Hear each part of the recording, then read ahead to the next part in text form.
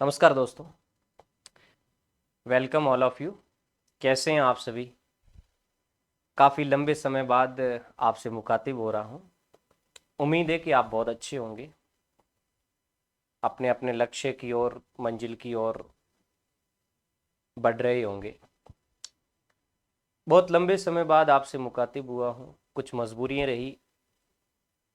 Assistant professor के interview batch और जो हमारा स्कूल लेक्चरर ज्योग्राफी का ऑनलाइन बैच चल रहा था, कमिटमेंट के मुताबिक मुझे उन पर काम करना था, इसलिए मैं यूट्यूब पर ज़्यादा नहीं आ सका। और कुछ कॉलेज की लाइबिलिटीज़ भी थी, उसको लेकर के इन दिनों स्कूल लेक्चरर के एग्ज़ाम ज्योग्राफी अभी चल रहे हैं। ज्योग्राफी का एग्ज़ाम हो गया।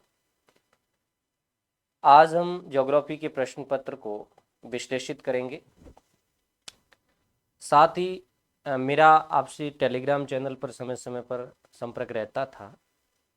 मैंने कल ही पोस्ट में डाला था, पेपर सॉल्यूशन के बाद में मैं अनुमानित कट ऑफ को लेकर के एक वीडियो डालूंगा। जस्ट इसके बाद में आ जाएगा। उसमें हम पेपर के लेवल पर भी बात करेंगे, प्रथम प्रश्न पत्र के, द्वितीय प्रश्न पत्र के। हालांकि प्रथम प्रश्न पत्र सबके दिल को दहला देने वाला था, काफ़ी जटिल प्रश्न पत्र था। बहुत सारे विद्यार्थी निराश हैं उस प्रश्न पत्र को लेकर के। खैर, जब तक आरपीएससी की आंसर की नहीं आती तब तक दो तीन प्रश्न जो भी इधर उधर है मैं आगे डिस्कस करूंगा अगले सेशन में, वीडियो में। ज्योग्राफी का जो प्रश्न पत्र था वो मीडियम से लेवल का था। ये मीडियम से थोड़ा आप मान सकते हैं। तैयारी करने वाले बच्चे के लिए अच्छा स्कोर कर सकता था, मतलब चैलेंजेबल चीज़ नहीं थी। खैर, कुछ माइनर मिस्टेक रही होगी विद्यार्थियों की, वो हम अगले सेशन में बात करेंगे। इसके अलावा मैं जस्ट आपको बताना चाहूँगा, दो तीन सेशन और लेकर के आ रहा हूँ कि जो विद्यार्थी स्कूल लेक्चरर के अंदर अच्छा कर गए या कुछ माइनर मिस्टेक की वजह से दूर रह रहे हैं, वो अभी क्या करें। असिस्टेंट प्रोफेसर के आगे जो इंटरव्यू है उनको लेकर के हमारी क्या रणनीति है। इसके अलावा असिस्टेंट प्रोफेसर का जो मेन एग्ज़ाम है उसको लेकर के हमारी क्या रणनीति, इन सारी बातों पर मैं आपसे अलग अलग सेशन के अंदर मुखातिब होगा। और एक जो मेरा एक छोटा सा प्रयास ही था, क्योंकि एक बड़ा परिवार तो हमारे पास ज्योग्राफी का नहीं है, क्योंकि इतने लंबे समय तक मैं ऑनलाइन प्लेटफॉर्म पे नहीं हूँ।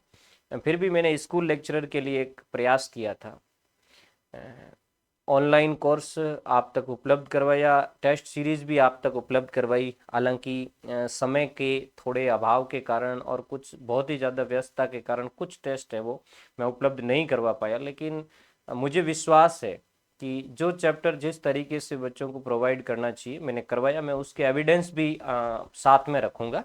तो अभी हम टाइम को ज़ाया नहीं करें, सीधा हम हमारे प्रश्नों पे आ जाते हैं, डिस्कस कर लेते हैं बारी बारी से।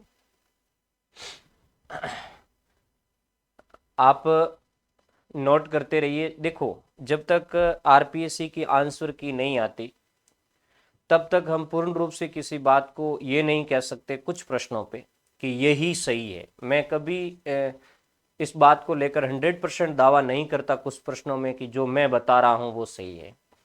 आरपीएससी के आंसर की आने के बाद दो चार प्रश्न इधर उधर होंगे, 100% होंगे। तो अभी तक मोटा मोटा सिनेरियो जो मेरा अनुभव है, जो मेरे पास मटेरियल है, उनकी वजह से मैंने कलेक्ट किया है। मैं कुछ कठिन प्रश्नों पर आपको सोर्स भी उपलब्ध करवाऊंगा। और जो चीज़, देखो, ज़्यादातर स्लाइडें मैंने जो मेरे कोर्स की थी वो आपको उपलब्ध करवाने की कोशिश की है। फिर भी कुछ इजी चीज़ें थी तो उनको मैंने स्किप किया है, क्योंकि ये टाइम लंबा हो जाएगा। तो यहाँ आपके सामने जो प्रश्न है,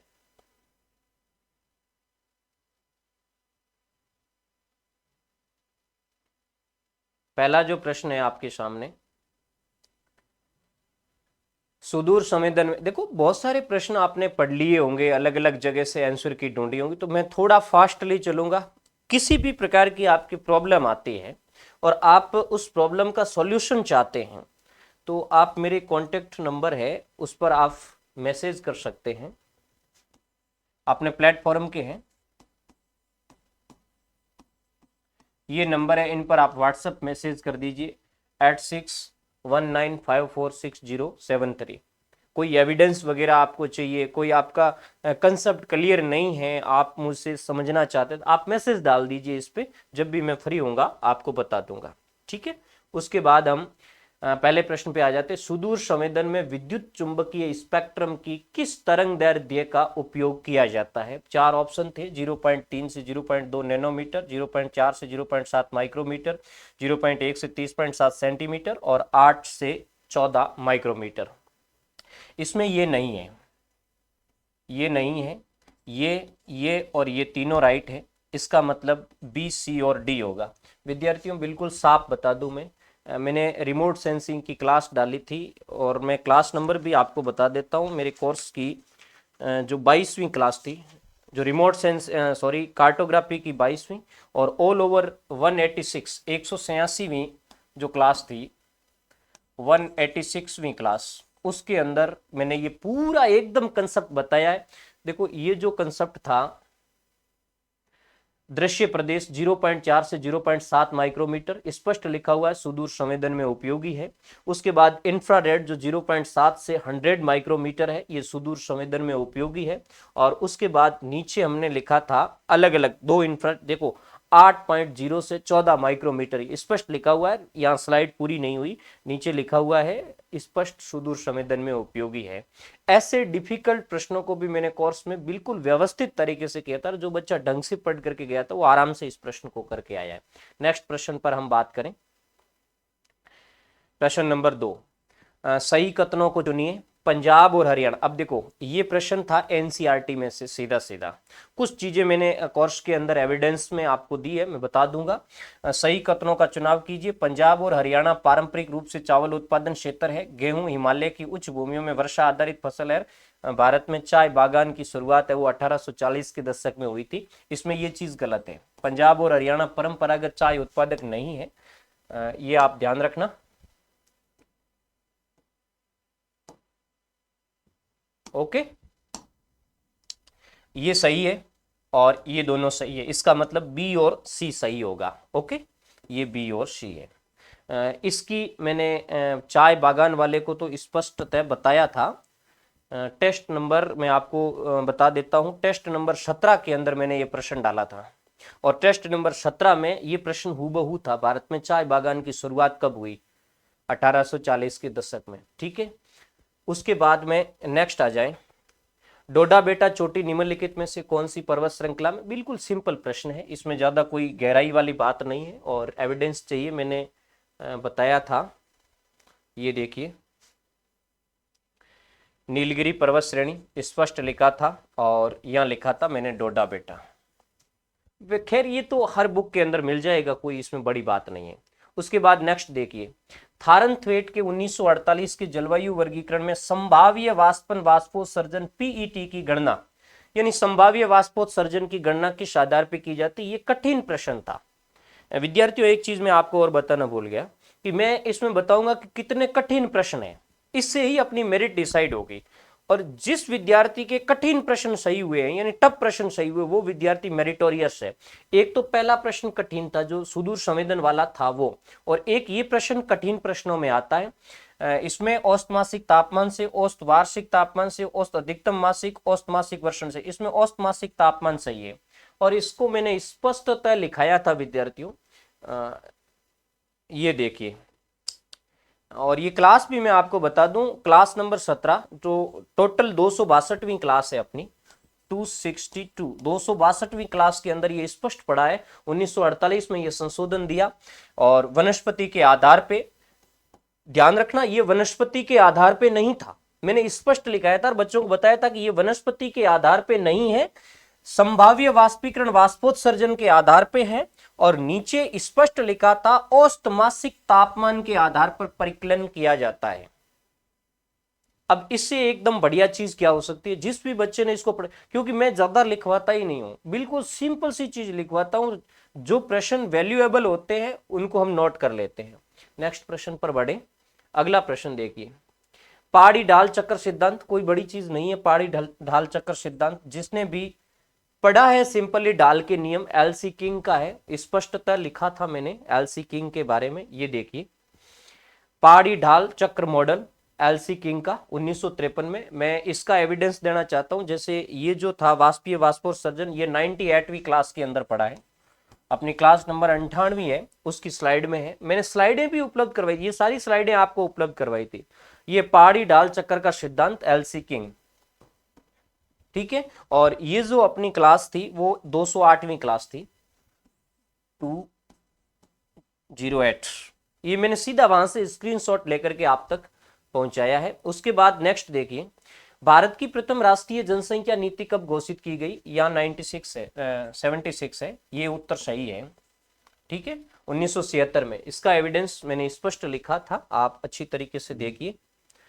ये देखिए 5वीं पंचवर्षीय योजना, इसके अंदर ये आई थी, राष्ट्रीय जनसंख्या नीति 1976, और यह स्पष्ट लिखा प्रथम राष्ट्रीय जनसंख्या नीति। वही लंबी चौड़ी यहाँ बातें भी मैंने नहीं लिखाई थी, और बिल्कुल सिंपल लिखवाया था, जहां से स्पष्टतः प्रश्न है वो उठे थे। और इसका मैं क्लास भी आपको बता देता हूँ, ये 237वीं क्लास थी, 237 नंबर की जो क्लास थी उसमें ये प्रश्न था। नेक्स्ट क्वेश्चन की तरफ बढ़े। हाँ, एक मिनट,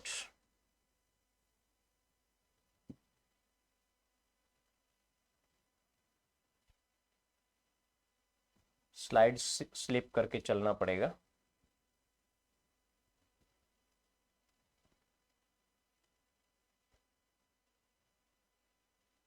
हाँ,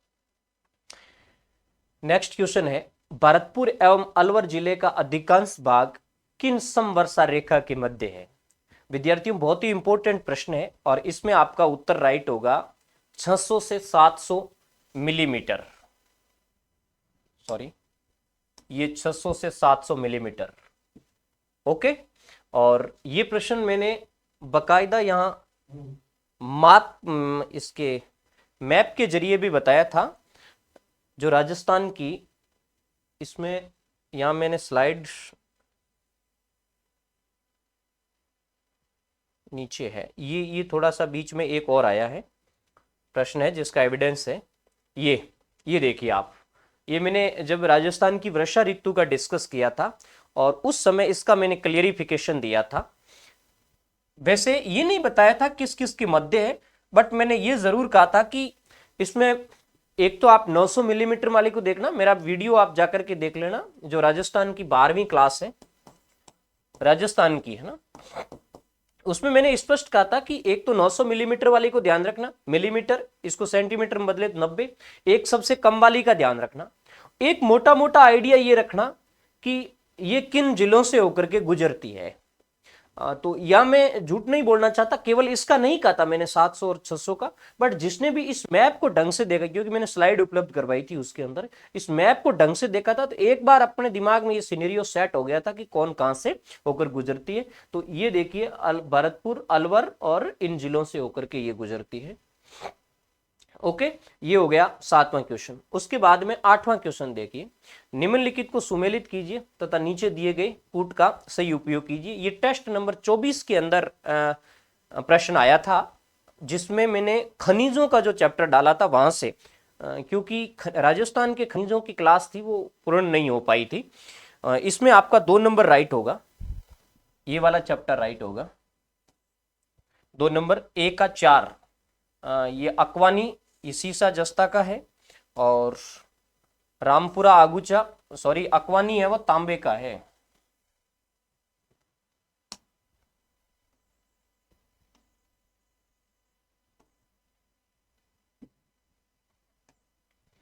अक्वानी और सतकुई तांबे का है, रामपुरा आगुचा है वो सीसा जस्ता का है, जगपुरा भूकिया है ये सोने का है, और मांडो की पाल ये है आपका फ्लोराइड का डूंगरपुर वाला, और ये लाइमस्टोन का है।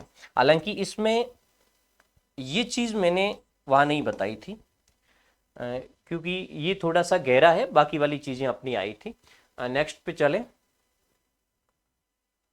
ये प्रश्न अपने कोर्स के अंदर से नहीं आया, ये प्रश्न बाहर से आया है, मैं सीधा सीधा कहता हूं, बट ये प्रश्न ज्यादा कोई गहरा नहीं है। पृथ्वी के भौगोलिक और चुंबकीय उत्तर के बीच में विसंगति पाई जाती, ये कथन है। विभिन्न काल की आग्नेय चट्टानों के चुंबकत्व में भिन्नता पाई जाती है। देखो, जब हालांकि असिस्टेंट प्रोफेसर के लेवल का ये प्रश्न है। जब हम असिस्टेंट प्रोफेसर के अंदर चट्टान और उसकी वो जो विशेषता है वहां ये चैप्टर जरूर क्लियर होता है। इस प्रश्न में दोनों ही कथन सही है विद्यार्थियों। भौगोलिक और चुंबकीय उत्तर में भिन्नता पाई जाती बिल्कुल सही है, और आग्नेय चट्टानों में चुंबकत्व भिन्नता ये भी सही है, लेकिन ये इसका कारण नहीं है, इसलिए ये स्पष्ट व्याख्या नहीं करता है। तो मेरे हिसाब से ये राइट होगा। दोनों ए और आर सही है, लेकिन आर ए की सही व्याख्या नहीं करता है। कथन सही हो गए, लेकिन स्पष्टीकरण की भाई भौगोलिक और चुंबकीय उत्तर दोनों में विसंगति है, इसका कारण क्या है? तो कारण ये नहीं है कि केवल आग्नेय चट्टानों में विभिन्नता, ये इसकी वजह से हुआ है। मतलब ये दोनों एक दूसरे से कोरिलेट जरूर है, लेकिन एक दूसरे का कारण नहीं है। नेक्स्ट क्वेश्चन की तरफ बढ़े। अगला क्वेश्चन, इसको थोड़ा सा, ये 10 नंबर का क्वेश्चन है।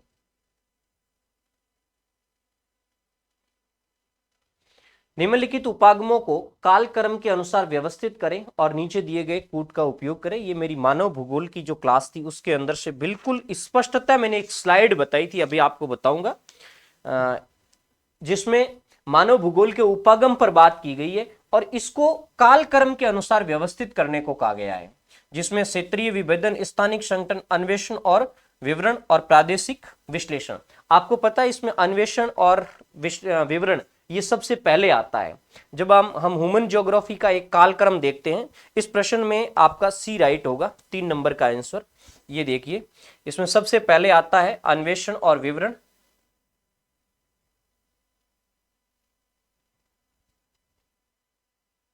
सॉरी, हाँ, इसमें सबसे पहले आता है आपका अन्वेषण और विवरण, और उसके बाद में आएगा प्रादेशिक विश्लेषण, और फिर आएगा आपका क्षेत्रीय विभेदन, और फिर आएगा आपका स्थानिक संगठन। यहां आप गौर से देखिए इस प्रश्न को।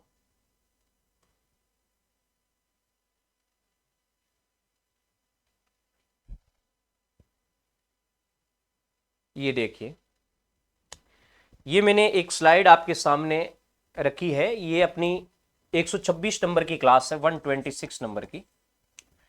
इसमें देखिए, मानव भूगोल के उपागम है। आरंभिक उपनिवेशवाद के युग में अन्वेषण और विवरण का चैप्टर आया, उसके बाद प्रादेशिक विश्लेषण आया, फिर क्षेत्रीय विभेदन आया, और फिर स्थानिक संगठन आया। और मैंने उस समय स्लाइड में ये बताया था कि इसके कालक्रम को आप ढंग से देखना।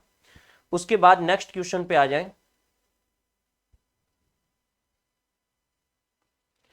नेक्स्ट जो अपना क्वेश्चन है वो राजस्थान वन प्रतिवेदन 23-24 के अनुसार कुल आंकलित वन क्षेत्र वर्ष 2021 की दृष्टि से राजस्थान में जिलों का अवरोही क्रम है। विद्यार्थियों, ये थोड़ा सा कंफ्यूजिंग प्रश्न है। यदि हम बात करें रिपोर्ट 2021 की, इसने जो पूछा है वो पूछा है वन क्षेत्र का। यहां लिखा हुआ है फॉरेस्ट एरिया। तो फॉरेस्ट एरिया में यदि हम बात करें तो सबसे पहले आता है उदयपुर, उसके बाद में आता है ये बारां, जबकि वो विकल्प यहां नजर नहीं आता। उदयपुर के बाद में अलवर जरूर है, इधर प्रतापगढ़ जरूर है, बारां नहीं है।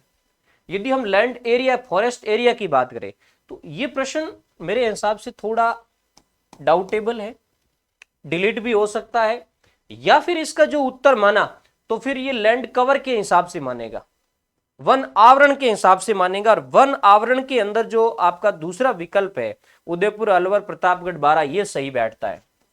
उदयपुर, अलवर, प्रतापगढ़, बारां वन आवरण के हिसाब से तो प्रथम दृष्टिया बैठेगा। बट यदि किसी के गलत जाता है तो वो बच्चा इसका एविडेंस लगाएगा रिपोर्ट का, उसके हिसाब से उदयपुर के बाद में अलवर, बारां का नंबर आता है। उसके बाद में नेक्स्ट जो क्वेश्चन है, भारत का मास्टर प्लान, ये भारत का प्रथम मास्टर प्लान किस शहर के लिए तैयार किया गया? विद्यार्थियों, ये प्रश्न भी थोड़ा कंफ्यूजिंग है। वैसे हम एसडी मौर्य और इसका आरसी तिवारी की बुक देखें, सेटलमेंट ज्योग्राफी, तो वहां मुंबई को बताया गया है। 1915 के अंदर भारत का मास्टर प्लान बना था। लेकिन एक चीज है, भारत का नहीं, मुंबई का, लेकिन एक चीज वहां ये थोड़ी सी डाउटेबल है कि मास्टर प्लान शब्द नहीं है, वो एक नियोजन या यूं कह सकते हैं एक अर्बन प्लानिंग की गई थी जो 1915 के अंदर थी, और वो एक मुंबई के मेट्रोपॉलिटन अर्बन के लिए एक प्लानिंग एक्ट आया था। और उस एक्ट के तहत उस महानगर में कुछ परिवर्तन किए गए थे। इसके अलावा कोई ऑथेंटिक गाइड्स तो मैं नहीं कह सकता, बट जैसे एक रतन जोशी की जो किताब है इन ये नगरीय भूगोल, डॉक्टर रतन जोशी, उन्होंने एक सिंपल सा लिखा है कि भारत के अंदर, दिल्ली के अंदर व्यवस्थित मास्टर प्लान है वो 1962 में आया था। और इसके अलावा उन्होंने बाद में लिखा है कि उसके बाद में कई नगरों में जैसे मुंबई में इस तरीके के मास्टर प्लान आए। तो वहां से मुझे एक आइडिया लगता है कि हो सकता है भी दिल्ली भी 1962 का मास्टर प्लान है वो सही, वो जो आजादी के बाद भारत के अंदर आया था। तो इस प्रश्न को भी मैं सस्पेंस में डालूंगा, आरपीएससी क्या मानती है। ठीक है, फिलहाल मैं कह दूं कि भाई एसडी मौर्य के हिसाब से मुंबई सही है। तो हो सकता है कुछ बच्चे रतन जोशी के हिसाब से एविडेंस लगाएं या अपने आक्षेप लगाएं। नेक्स्ट क्वेश्चन की तरफ जाएं। अगला क्वेश्चन है, निम्नलिखित में से कौन सी बनास की सहायक नदी नहीं है? तो ये तो बिल्कुल सिंपल सा प्रश्न था। मोरेन नदी है जो माही की सहायक नदी है।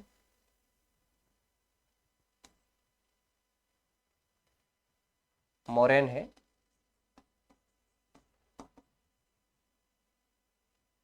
ये माही की सहायक नदी है। और इसका जो एविडेंस है वो राजस्थान की हमारी जो क्लास है 12वीं क्लास के अंदर लिया गया। ये मैं लास्ट में, इसका पिक्चर लास्ट में मैं बता दूंगा। वैसे ये सिंपल प्रश्न था, इसमें इतना कोई ज्यादा मार वाली बात नहीं है। उसके बाद में नेक्स्ट जो क्वेश्चन है, निम्नलिखित में से कौन सा युग्म सही सुमेलित है? इसमें रीवा प्रतापगढ़ ये गलत है, लासी 12 ये सही है, और फोलाई लिफ्ट झालावाड़ ये गलत है, ये बूंदी में है, और काली तीर लिफ्ट धौलपुर में ये सही है। इसका मतलब बी और डी सही होगा, बी और डी ये विकल्प आपका सही है। इसमें लासी 12 ये चीज मैंने बताई थी, और बाकी वाली चीजें अपने कोर्स में थोड़ी नहीं थी, थोड़ा आउट ऑफ चीजें थी, क्योंकि ये बहुत छोटी छोटी माइनर चीजें थी तो वो पूछी गई थी। उसके बाद में नेक्स्ट जो क्वेश्चन है,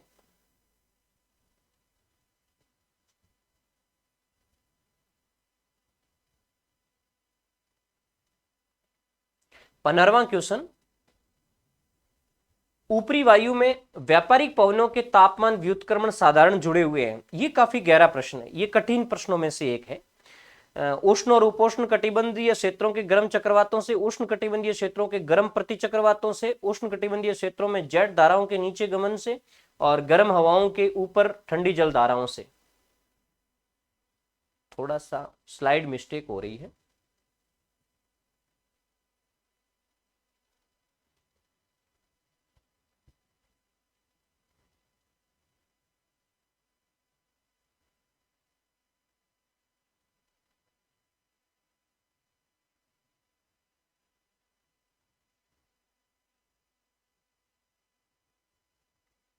हाँ, तो इसमें आपका ये सही बैठेगा, ये प्रश्न उष्ण कटिबंधीय गर्म प्रति चक्रवातों से, ये उत्तर सही बैठेगा। ये उत्तर इसलिए सही बैठेगा विद्यार्थियों कि यहां जो बात कर रहा है ऊपरी तापमान व्युत्क्रमण की, तो जब ऊपरी क्षेत्र में एंटी साइक्लोनिक कंडीशंस बनेगी, देखो इसमें मैं एक आइडिया लगा रहा हूं, बाकी ये फैक्चुअल चीजें बहुत कम है, किसी स्टैंडर्ड बुक से उठा है। ऊपरी क्षेत्रों में जब एंटी साइक्लोनिक कंडीशंस बनेगी, प्रति चक्रवातीय कंडीशंस बनेगी, तो वहां से हवाएं बाहर फैलेगी। ऐसी कंडीशंस में वहां ठंडी स्थिति बनेगी, और नीचे तो उष्ण कटिबंधीय क्षेत्रों में गर्म कंडीशंस है ही। तो ऐसी स्थिति में ऊपर, नीचे से ऊपर की तरफ तापमान इन्वर्जन अर्थात जो तापमान व्युत्क्रमण की कंडीशन है वो मिलेगी। तो ये आपका प्रश्न इसमें सही होगा। नेक्स्ट, बालाघाट मैंगनीज उत्पादक पट्टी, बहुत ही सिंपल सा प्रश्न है, मध्य प्रदेश में है बालाघाट मैंगनीज उत्पादन का, और इसका एविडेंस भी है जो अपना इंडिया ज्योग्राफी का मेजर टेस्ट था उसके अंदर ये प्रश्न सीधा सीधा दिया गया है। उसके बाद में राजस्थान की चोटियों का जो प्रश्न है ये बिल्कुल सिंपल प्रश्न था, यानी इसके अलावा एक चीज और है, बीच में एक प्रश्न है, निम्नलिखित में से किसने समुद्र तल में परिवर्तन पर जोर देते हुए प्रवाल भित्ति निर्माण के स्थिर स्थिल सिद्धांत का समर्थन किया? ये प्रवाल भित्ति के सिद्धांत की बात कर रहा है। बहुत सिंपल सा प्रश्न है, इसमें मर्रे आपका राइट होगा। और इसका मैं एविडेंस दूं आपको, ये बिल्कुल सिंपल था, ये तो जिस किसी ट्यूटर ने पढ़ाया है वहां मिलेगा आपको, ये मर्रे का स्थिर स्थल सिद्धांत। और ये अपना जो 124 नंबर की क्लास थी वहां से सीधा कंसेप्ट है। उसके बाद में नेक्स्ट जो क्वेश्चन है वो है राजस्थान की चोटियों से संबंधित। बहुत ही अच्छा प्रश्न था। निम्नलिखित में से अरावली पर्वत की चोटियों का ऊंचाई के अनुसार सही घटता क्रम क्या है? और इस प्रश्न में आपका डी ऑप्शन राइट होगा। रघुनाथगढ़, ऋषिकेश, तारागढ़ और नागपानी। ये मैंने जो अरावली से संबंधित क्लास डाली थी, राजस्थान की क्लास नंबर 104 थी, जो अपनी 104 नंबर की क्लास थी। और उसमें मैंने कई चोटियों का तो सीधा सीधा आपको बताया था कि इनका सीक्वेंस ध्यान रखना, जिसमें इनका उत्तरी अरावली की चोटियां, मध्य अरावली की चोटियां और दक्षिणी अरावली चोटियों को मिला करके मैंने 10-12 चोटियां बताई थी कि इनका सीक्वेंस ध्यान रखना, जिसमें रघुनाथगढ़ का और तारागढ़ का, इन दोनों का तो स्पष्ट मैंने लिखा भी था। उसके बाद में मैन स्प्रिंग ऑफ सिविलाइजेशन, बहुत ही अच्छा प्रश्न था। मैन स्प्रिंग ऑफ सिविलाइजेशन, सभ्यता के मैन स्रोत, ये पुस्तक लिखी थी हंटिंगटन ने। और ये अपनी एक जो मेजर 16वीं क्लास है उसके अंदर था। ये देखिए, ये हंटिंगटन का चैप्टर चल रहा था, इसमें ये जो किताब है इसकी जिक्र कर रहा है, ये सभ्यता के प्रधान स्रोत। और जिस समय मैंने पढ़ाया था उस वीडियो को आप देख लेना, मैंने स्पष्ट लिखा है, क्योंकि सारी चीजें मैंने बोर्ड पे नहीं लिखी थी, मैंने इसका इंग्लिश के अंदर वर्जन आपको लिखवाया था कि इसको इंग्लिश के अंदर मैन स्पेयरिंग ऑफ सिविलाइजेशन कहते हैं। ये बहुत अच्छा प्रश्न है। उसके बाद नेक्स्ट जो अपना प्रश्न था, म्यांमार की अंतरराष्ट्रीय सीमा के साथ लगे हुए भारत के राज्यों का सही क्रम। तो बहुत ही सिंपल है, अरुणाचल प्रदेश, नागालैंड, मणिपुर और मिजोरम। अरुणाचल प्रदेश, नागालैंड, मणिपुर और मिजोरम, ये इसका आंसर राइट होगा। और जब मैंने इंडिया ज्योग्राफी की क्लास ली थी, 2 नंबर क्लास 247वीं क्लास के अंदर ये बिल्कुल स्पष्ट लिखाया हुआ है, एक स्लाइड के जरिए मैंने आपको बताया था। आप देख लीजिए 247वीं 247वीं क्लास 247, ये देखिए, इसमें ये म्यांमार है। ये सारा मैंने एक एक आपको लिखवाया भी था उस समय। ये म्यांमार है, अरुणाचल प्रदेश, नागालैंड, मिजोरम और मणिपुर। मैंने कहा था कि किन किन राज्यों के किन किन देशों के कौन कौन पड़ोसी राज्य है, उनको आप ढंग से देख लेना। ओके। उसके बाद जो नेक्स्ट अपना प्रश्न है वो है वनस्पति से रिलेटेड। अगले प्रश्न पे आए।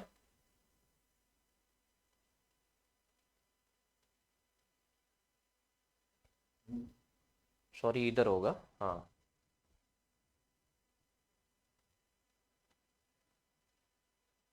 हाँ, ये जो क्वेश्चन आप देख रहे हैं, महोगनी वृक्ष निम्नलिखित में से किस प्रकार के वनों में पाए जाते हैं? ये सिंपल सा प्रश्न था। उष्णकटिबंधीय सदाबहार वनों में पाए जाते हैं। और इनका बिल्कुल सिंपल, वैसे ये तो हर एग्जाम कोई भी आप किताब पढ़ोगे उसमें मिल जाएगा। ये देखिए, या मैंने वनों के प्रकार बताए थे, उष्णकटिबंधीय सदाबहार व अर्ध सदाबहार वन, और उसमें ये एग्जाम्पल लिखाए थे। ये देखिए महोगनी। ओके। और ये जो अपना चैप्टर था ये 274वीं क्लास के अंदर था, 274वीं क्लास। उसके बाद नेक्स्ट जो क्वेश्चन है ये अच्छा क्वेश्चन था और इस पर मैंने डिस्कस भी किया था उस समय, आप वीडियो देख लेना। टेलर के अनुसार निम्नलिखित में से कौन सी प्रजाति 75 से अधिक शीर्षस्थ सूचकांक रखती है? वैसे ये प्रश्न बहुत आराम से निकलता था। नॉर्डिक, नेग्रिटो, ऑस्ट्रेलाइट और अल्पाइन, मैंने एक इंडेक्स आपको बताई थी, उस इंडेक्स में उसका शीर्ष सूचकांक था, अभी बताऊंगा। इसमें नेग्रिटो नहीं है, नॉर्डिक और ऑस्ट्रेलाइट भी इसमें नहीं आएगा। यानी पहले तो अपन बी निकाल देते हैं। ये प्रश्न ऐसे निकलता था, यदि बी निकालते हैं ना तो ये कट जाता है, ये कट जाता है और ये भी कट जाता है। ऐसी कंडीशंस में ए और डी राइट रहेगा, यानी नॉर्डिक और अल्पाइन ही सही रहेगा। ठीक है। अब मैं एक स्लाइड आपको बताता हूं जिसमें मैंने इसको अच्छी तरीके से समझाया था। ये देखिए, टेलर का प्रजाति सूचकांक का इंडेक्स मैंने बताया था। नेग्रिटो 68 से 70 था, नीग्रो 70 से 74 था। मैंने कहा था इसका 70 से 72 लिखना, स्टैंडर्ड बुकों में 70 से 72 लिखा हुआ था, और ऑस्ट्रेलाइड देखो 74 से 78 लिखा हुआ था, और मैंने यहाँ करेक्शन करके और 72 से 74 लिखा है था। मैंने कहा कुछ बुकें हैं वो 72 से 74 लिखती है, तो इसको 72 से 74 में रखना। उसके बाद वाले जो ये देखो नार्डिक हो गया, अल्पाइन हो गया, ये दोनों ही है वो 75 से अधिक आते थे। तो बिल्कुल सिंपल सा प्रश्न था, और बात ये नहीं, ये सारी चीजें पढ़ी हुई मिलती है, लिखी हुई मिलती है आपको सब जगह, लेकिन उसकी तरफ ध्यान ले जाना कि हाँ ये चीज आएगी। देखो मैंने गोला कर करके बताया था कि ये चीज आएगी, कलर का ध्यान रखना, और मूल रूप से इनके जो एरियाज है उनका ध्यान रखना, ये सारी चीजें वहां बताई थी। नेक्स्ट देखिए अगला क्वेश्चन। अगला क्वेश्चन थोड़ा अपने चैप्टर से बाहर का था, करंट से संबंधित था। निम्नलिखित में से 2022 और 23 में राजस्थान के किस जिले की प्रति हेक्टर ज्वार उत्पादकता सर्वाधिक थी? तो इसमें आपका चित्तौड़गढ़ राइट होगा, प्रति हेक्टर ज्वार उत्पादकता है वो चित्तौड़गढ़ की ज्यादा थी। उसके बाद नेक्स्ट क्वेश्चन देखिए, बारोक प्रणाली संबंधित है, सीधा मैंने लिखवाया था, अभी आपको स्लाइड बताऊंगा। ये मध्ययुगीन यूरोपीय नगरों के नगर नियोजन से संबंधित है। वैसे इसने मध्ययुगीन लिखा है, बाकी ये पुनर्जागरण कालीन है। वैसे पुनर्जागरण कालीन है, समय है, उसको कुछ विद्वान मध्य युगीन के अंदर ही मानते हैं। पुनर्जागरण कालीन नगर नियोजन है, बिल्कुल साफ साफ शब्दों में लिखा हुआ था। ये देखिए पुनर्जागरण कालीन नगर, और यह लिखा बारूक योजना, ठीक है, और नीचे स्पष्ट लिखा है नगर नियोजन की योजना।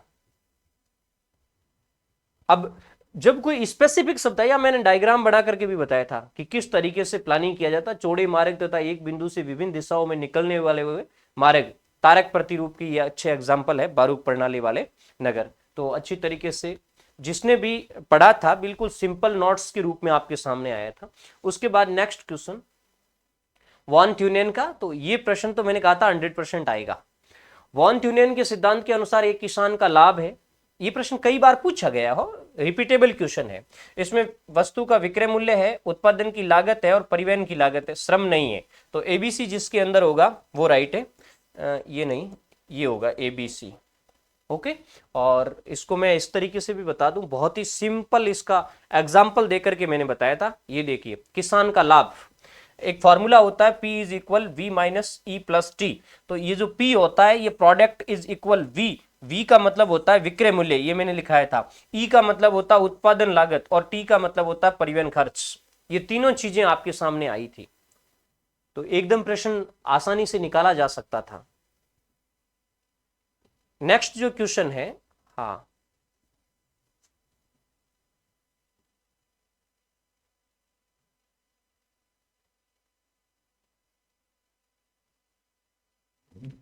ये फिर वॉन ट्यूनियन का क्वेश्चन आया। ये क्वेश्चन थोड़ा सा आउट ऑफ था, लेकिन ये नेट के कुछ रिपीटेबल क्वेश्चनों में से था। वॉन ट्यूनियन का कृषि अवस्थिति सिद्धांत है, तो इसमें 3 नंबर राइट होगा, निश्चयवादी तथा मानकीय। लेकिन एक चीज थोड़ा सा मुझे इसमें और कंफ्यूजन कर रही है, निश्चयवादी और मानकीय, तो हालांकि प्रश्न का उत्तर तो यही राइट होगा, लेकिन आदर्शवादी ये भी इसका विकल्प बनता है, लेकिन इसके साथ अनिश्चयवादी आ गया तो उससे थोड़ा गड़बड़ हो जाता है। तब वैसे ये प्रश्न तो हूबहू कई बार पूछा गया है, निश्चयवादी और मानकीय इसका उत्तर बनता है। ये थोड़ा सा मैंने उस समय आपको नहीं बताया था। नेक्स्ट क्वेश्चन, निम्नलिखित में से कौन सा वियना सर्किल वैज्ञानिकों के लिए, ये थोड़ा डिस्टर्ब करेगा आज।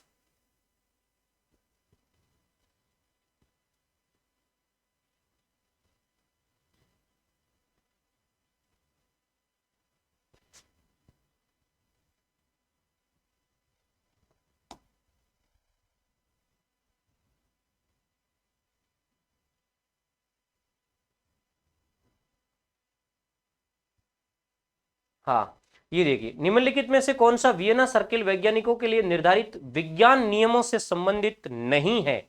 विद्यार्थियों, वियना सर्किल जो प्रत्यक्षवाद की बात करता है, मैंने इसको भी एक एविडेंस के तौर पर आपके सामने रखा है। मेरी 20वीं क्लास से ये प्रश्न सीधा सीधा उठा था, मैं अभी आपको बताऊंगा। ये प्रत्यक्षवाद से संबंधित है, और इसमें ये जो विकल्प है ये वियना सर्किल वाले में नहीं आता है, यानी ये प्रत्यक्षवाद से रिलेटेड नहीं है। ज्ञान तत्व मीमांसीय युक्त होना चाहिए, ये गलत चीज है। जैसे मैं आपको एक मिनट।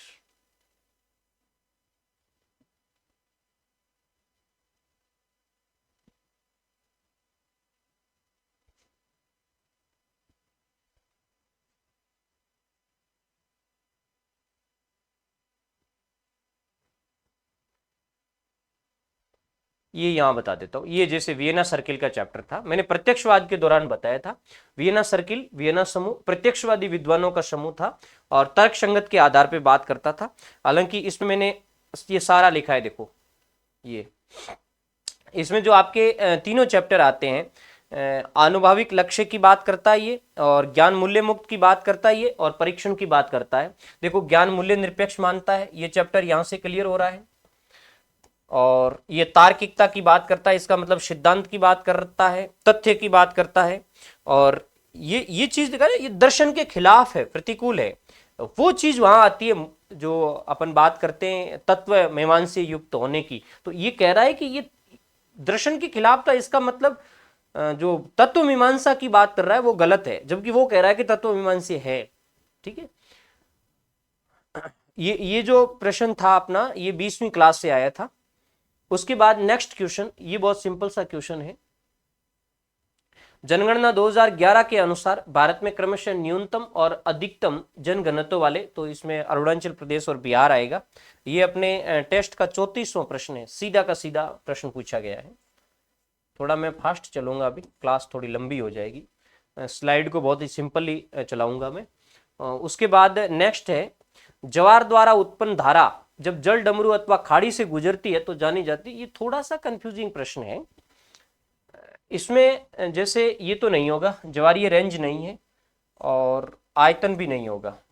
इन दो में से है ज्वारीय उभार और ज्वारीय तीव्रता, तो मैं इसकी तरफ थोड़ा ज्यादा जाऊंगा, क्योंकि वैसे एनसीईआरटी के अंदर ये चीज दी हुई है, लेकिन ज्वारीय उभार का तो मतलब होता है पानी का ऊपर उठना, हर जगह ज्वारीय उभार तो आता ही है। ऐसी कंडीशंस में मेरे मेरे हिसाब से ये प्रश्न राइट होगा, उत्तर राइट होगा। उसके बाद में नेक्स्ट क्वेश्चन की तरफ बात करें।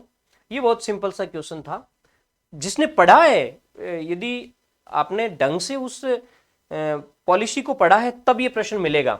जनसंख्या नीति 2000 में मध्यकालीन लक्ष्य के अनुसार प्रजनन दर क्या थी? 2.1। और ये मैं स्लाइड के अंदर आपको बताऊंगा, बिल्कुल स्पष्ट मैंने लिखाया था। इस चीज को आप अच्छी तरीके से ध्यान रखना। ये तो जैसे उसका हो गया जनघनत्व वाले का, ये भी इसके अंदर पड़ा है। बिहार और इधर अरुणाचल प्रदेश, मैंने बताया था कम अरुणाचल प्रदेश है और अधिक बिहार है। एक पॉलिसी का ऊपर एक चैप्टर आया था, सबसे पहले जब शुरुआत के अंदर हमने 2-3 स्लाइड ली थी। इसका क्या हुआ कि मैंने ऊपर ले लिया इसका, हाँ यहां से देखो, ये इसके अंदर मैंने यहां लिया था 2.1 वाला। ये देखिए, इस स्लाइड को आप गौर से देखिए, राष्ट्रीय जनसंख्या नीति, बहुत सारे प्रश्न यहां से आए हैं। ये देखो, मध्यकालीन उद्देश्य 2010 तक प्रजनन दर को 2.1 तक प्रतिस्थापित करना, मैंने स्पष्ट लिखा है, आपको भी दिख रहा होगा। 2010 तक प्रजनन दर को 2.1 तक प्रतिस्थापित करना, तो ये प्रश्न यहां से पड़ा है। ओके, थोड़ा सा एक एलन चर्चिल सैंपल का था, इसकी भी स्लाइड पीछे चली गई है। जो भी होगा फिर जब जरूरत पड़ेगी तो मैं और ले आऊंगा। वैसे इंपॉर्टेंट चीजें मैं आपको बता दूंगा एविडेंस के तौर पर।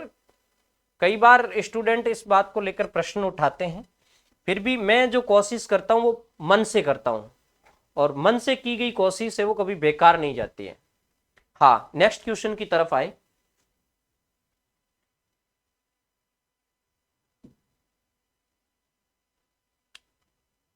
कई बार स्लाइड थोड़ा स्लो हो जाती है।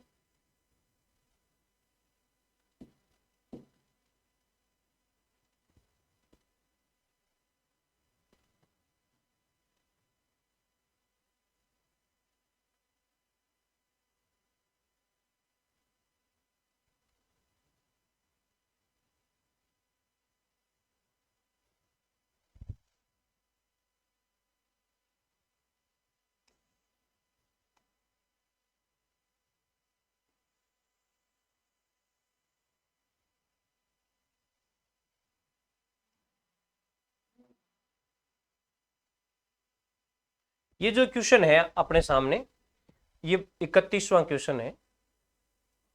ये भारत में हरित क्रांति से रिलेटेड क्वेश्चन है। अगला ये प्रश्न भी सीधा सीधा मैंने आपको बताया था उस समय। भारत में हरित क्रांति में निम्नलिखित में से कौन सी कमियां थी? देखो इसमें ये सारी कमियां हैं, तो इस प्रश्न में सभी आंसर है वो राइट होंगे।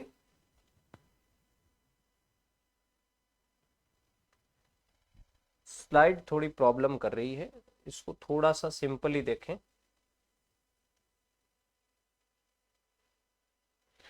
हाँ, भारत में हरित क्रांति में निम्नलिखित में से कौन सी कमियां थी? अंतर फसल संतुलन भी था, असंतुलन भी था, क्षेत्रीय असमानताएं थी, बेरोजगारी भी थी और पारस्परिक असमानता भी थी। तो जहां आपको चारों ही कूट दिखे वो आपका सही होगा। तो ABCD ये आपका सही है। ओके, और ये मैं आपको स्लाइड में भी बता देता हूं।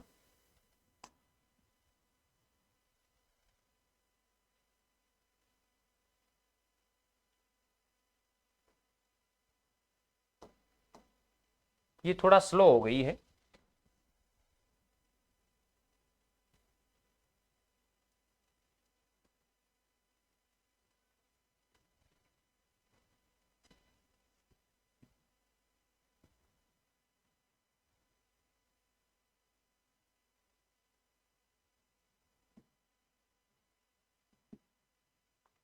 चलो उसको मैं बाद में एविडेंस वाला बता दूंगा, पहले हम पेपर पर डिस्कस कर लेते हैं।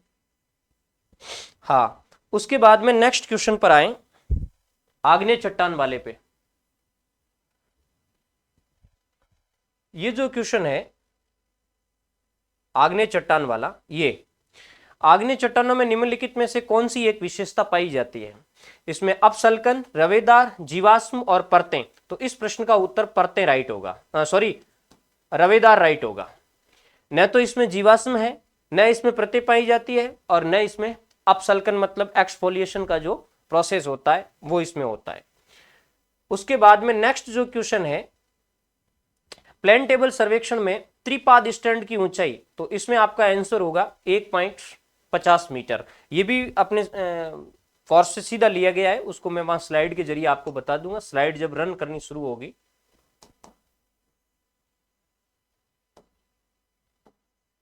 क्योंकि इस समय थोड़ा सा कोई टेक्निकल इश्यू आ रहा है जिसकी वजह से ये चीज चल नहीं पा रही है।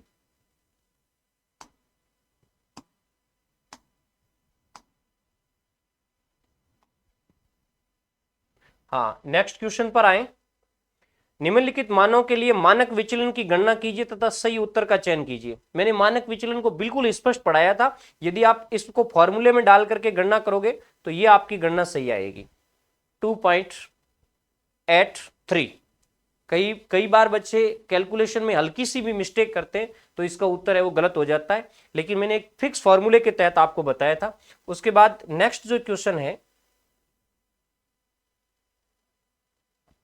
निम्नलिखित कथनों पर विचार कीजिए और नीचे दिए गए कूट का सही उत्तर का चयन कीजिए। पर्वतीय क्षेत्रों में दिन के समय पवनें ऊपर की ओर गमन करती है। ध्यान से सुनना, जब अब दिन का समय होगा तो दिन के समय में पर्वत के जो ऊपरी शिखर होंगे वो गर्म हो जाएंगे और घाटी की तली होगी वो है ठंडी रहेगी। ऐसी कंडीशंस में नीचे उच्च वायुदाब होगा और ऊपर की ओर निम्न वायुदाब होगा, तो नीचे से ऊपर की ओर पवन चलेगी। ये विकल्प आपका सही है। समुद्र का पानी सूर्य द्वारा अपने निकटवर्ती क्षेत्रों की अपेक्षा अधिक तेजी से गर्म होता है, ये गलत है। समुद्र धीरे धीरे गर्म होता है, धीरे धीरे ठंडा होता है। पर्वतीय क्षेत्रों में पवनों के नीचे की ओर गमन को घाटी समीर कहते हैं, गलत। नीचे की ओर जब गमन होता है उसको पर्वत समीर कहते हैं। तो इसमें तो एक ही राइट हुआ, केवल ए आपका है वो सही जाएगा। इसका भी एविडेंस था लेकिन अभी स्लाइड प्रॉपर रन नहीं कर रही है।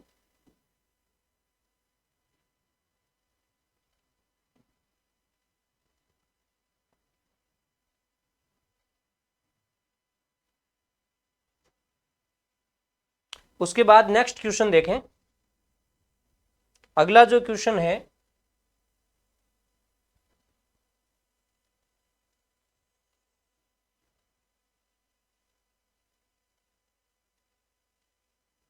ये प्रश्न थोड़ा सा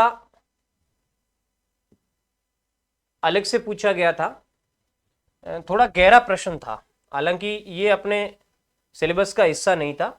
कहने का तात्पर्य ये कि जो अपना कोर्स था उसके अंदर ये चीज उपलब्ध नहीं थी। निम्नलिखित में से कौन सा भारतीय भूगोलवेत्ता अध्ययन के प्रमुख क्षेत्र और भूगोलवेत्ता का अध्ययन क्षेत्र सुमेलित नहीं है?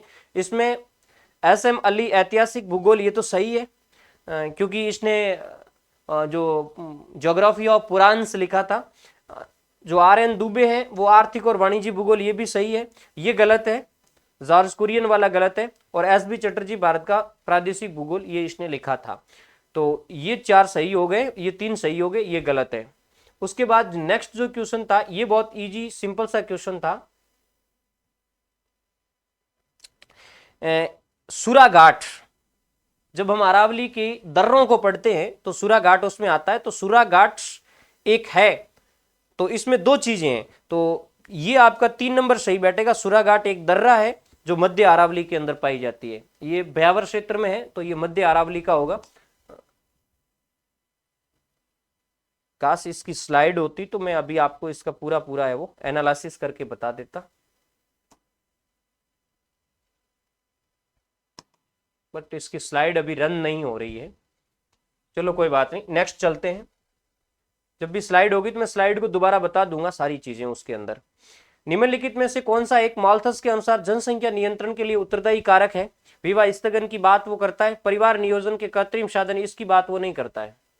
बाकी प्राकृतिक आपदा की बात करता है, युद्ध और भोगमरी की बात करता है। मैंने स्पष्टता इसको बताया था क्या क्या चीजें करता है, और कुछ विद्वान इसके बारे में लिखते हैं कि इसका उसने बिल्कुल समर्थन नहीं किया था, ये बात भी मैंने वहां आपको लिखाई थी। तो इसमें आपका ए राइट है, सी राइट है और डी राइट है, तो एस सी डी ये आपका राइट होगा। उसके बाद में नेक्स्ट ये करंट से संबंधित प्रश्न था। निम्नलिखित में से कौन सा कथन सही नहीं है? देवास परियोजना के द्वितीय चरण में मादड़ी बांध का निर्माण किया गया, बिल्कुल सही है। देवास परियोजना उदयपुर की जीवन रेखा बनकर उभरी, ये भी सही है। देवास परियोजना के प्रथम चरण में गोराण बांध का निर्माण किया गया, ये सही है। देवास परियोजना के तृतीय चरण में चांदलाई बांध का निर्माण किया, ये गलत है। ये करंट का क्वेश्चन है, ये प्रश्न इसमें गलत होगा। तो 39वें का ये उत्तर राइट हो जाएगा। उसके बाद में हरित क्रांति का लाल मुखौटा, ये थोड़ा गहरा प्रश्न है, स्टैंडर्ड प्रश्न था। इसमें आपका ये सही होगा, ग्रामीण क्षेत्रों में हिंसा की घटनाओं में वृद्धि। ठीक है, वैसे लाल मुखौटा है ये एक टेक्निकल शब्दावली है और जो स्पेशली इसी घटना के लिए यूज की गई है। उसके बाद में नेक्स्ट जो अपना क्वेश्चन है,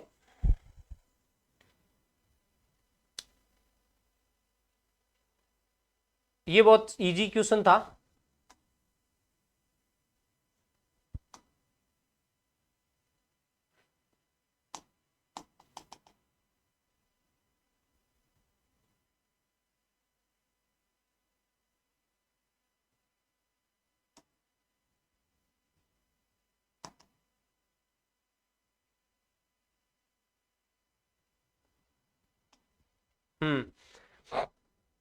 ये अपने कोर्स में से सीधा सा प्रश्न था, मिलान का, उससे संबंधित आया है। कॉस्मोस ये लिखी थी रेडजेल ने, अम्बोल्ट ने। कॉस्मोस कहाँ आ रही है? कॉस्मोस का संबंध है वो अम्बोल्ट से है। स्लाइड कम काम करी। कॉस्मोस का संबंध अम्बोल्ट से है, अर्डकुंडे का रीटर से है, और वाल्कर कुंडे रेडजेल से है। कॉरिडोर्स ऑफ टाइम ये फ्लूअर का है। ओके, तो इसमें आपका मिल जाएगा 1 का संबंध 4 से हो गया, और 2 का संबंध 2 से हो गया, और 3 का संबंध 3 से, और 4 का संबंध 1 से। ये आप मिला लीजिए। उसके बाद नेक्स्ट क्वेश्चन पे आ जाए। निम्नलिखित में से कौन सी नदी सर्वाधिक प्रदूषित है? इसमें आपका यमुना सही होगा। उसके बाद भू संतुलन की बात करें,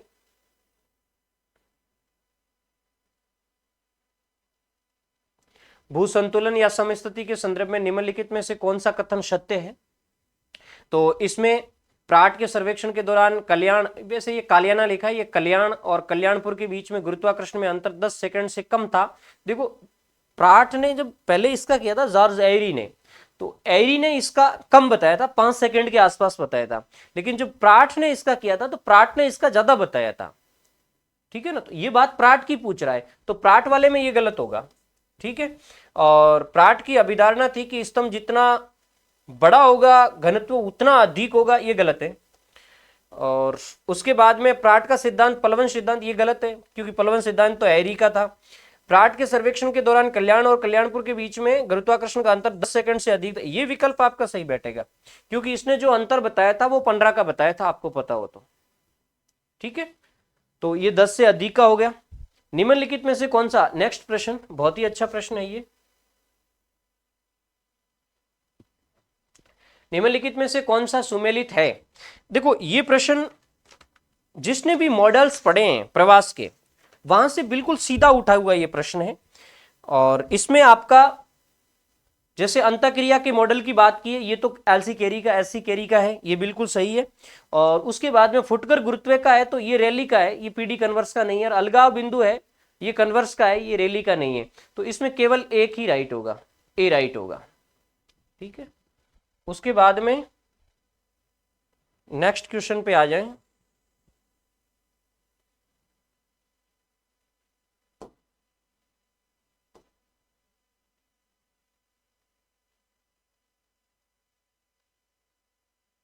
हाँ, निम्नलिखित में से कौन सा सुमेलित नहीं है।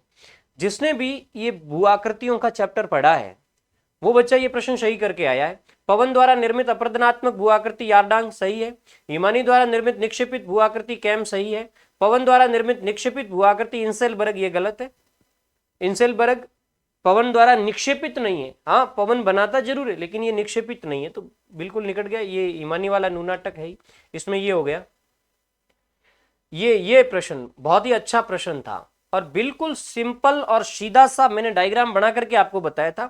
एक स्केटर आरेख में दाएं नीचे से इस तरीके का ये आरेख बनता है। ये दाएं नीचे से यदि ऊपर की तरफ जा रहा है तो ये नेगेटिव को इंगित कर रहा है, ये ऋणात्मक सहसंबंध को इंगित कर रहा है।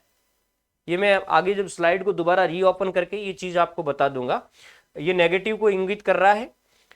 उसके बाद में ये जो प्रश्न था, संयुक्त राज्य अमेरिका के निम्नलिखित में से किन स्थान समूह में निजी क्षेत्र में जहाज निर्माण और मरम्मत उद्योग के लिए वो क्षेत्र जाना जाता है। ये प्रश्न अपने सिलेबस से बाहर का था, मतलब अपने जो कोर्स था उससे बाहर का था। इसमें आपका ये राइट होगा वर्जीनिया, कनेक्टिकट और मिसिसिपी। उसके बाद में नेक्स्ट प्रश्न की तरफ जाएं। अगला प्रश्न है, निम्नलिखित में से कौन सा नगर के प्रभाव संबंध से संबंधित नहीं था। मैंने एक अच्छा सा चैप्टर लिया था और उसमें अमलैंड को विभिन्न नामों से जाना जाता है, वो चीज आपको बताई थी। उसमें ये सीबीडी ये नहीं है, बाकी वाली सारी चीजें हैं। अमलैंड कहते हैं उसको, नगर प्रदेश सिटी रीजन कहते हैं और अर्बन हिंटरलैंड भी उसको कहते हैं। उसके बाद नेक्स्ट प्रश्न, ये परिभाषा तो बहुत सिंपल थी, 12वीं की क्लास से सीधी इसको उठाया गया था। मानव भूगोल अस्थिर पृथ्वी और क्रियाशील मानव के बीच में परिवर्तनशील संबंधों का अध्ययन है। ये तो मैंने स्लाइड में भी बता दिया था, ये एलन चर्चिल सैंपल की परिभाषा है। उसके बाद में मानव विकास सूचकांक की गणना करते समय इसके विभिन्न आयामों को भारित किया जाता है, 1/3 से भारित किया जाता है। ये भी मैंने जब कोर्स पढ़ाया था उस समय स्पष्टतः आपको बताया था कि 1/3 से इसको भारित करना है। ओके, उसके बाद में नेक्स्ट क्वेश्चन पे आए। आज थोड़ा स्लाइड परेशान कर रही है। हाँ, ये मैंने टेस्ट सीरीज ली थी, उस टेस्ट सीरीज में सीधा सीधा प्रश्न था, आपको मैं बता देता हूं। वैसे मैं ये चीज भी आपको बताऊं, जो पीछे प्रश्न छूटे हैं,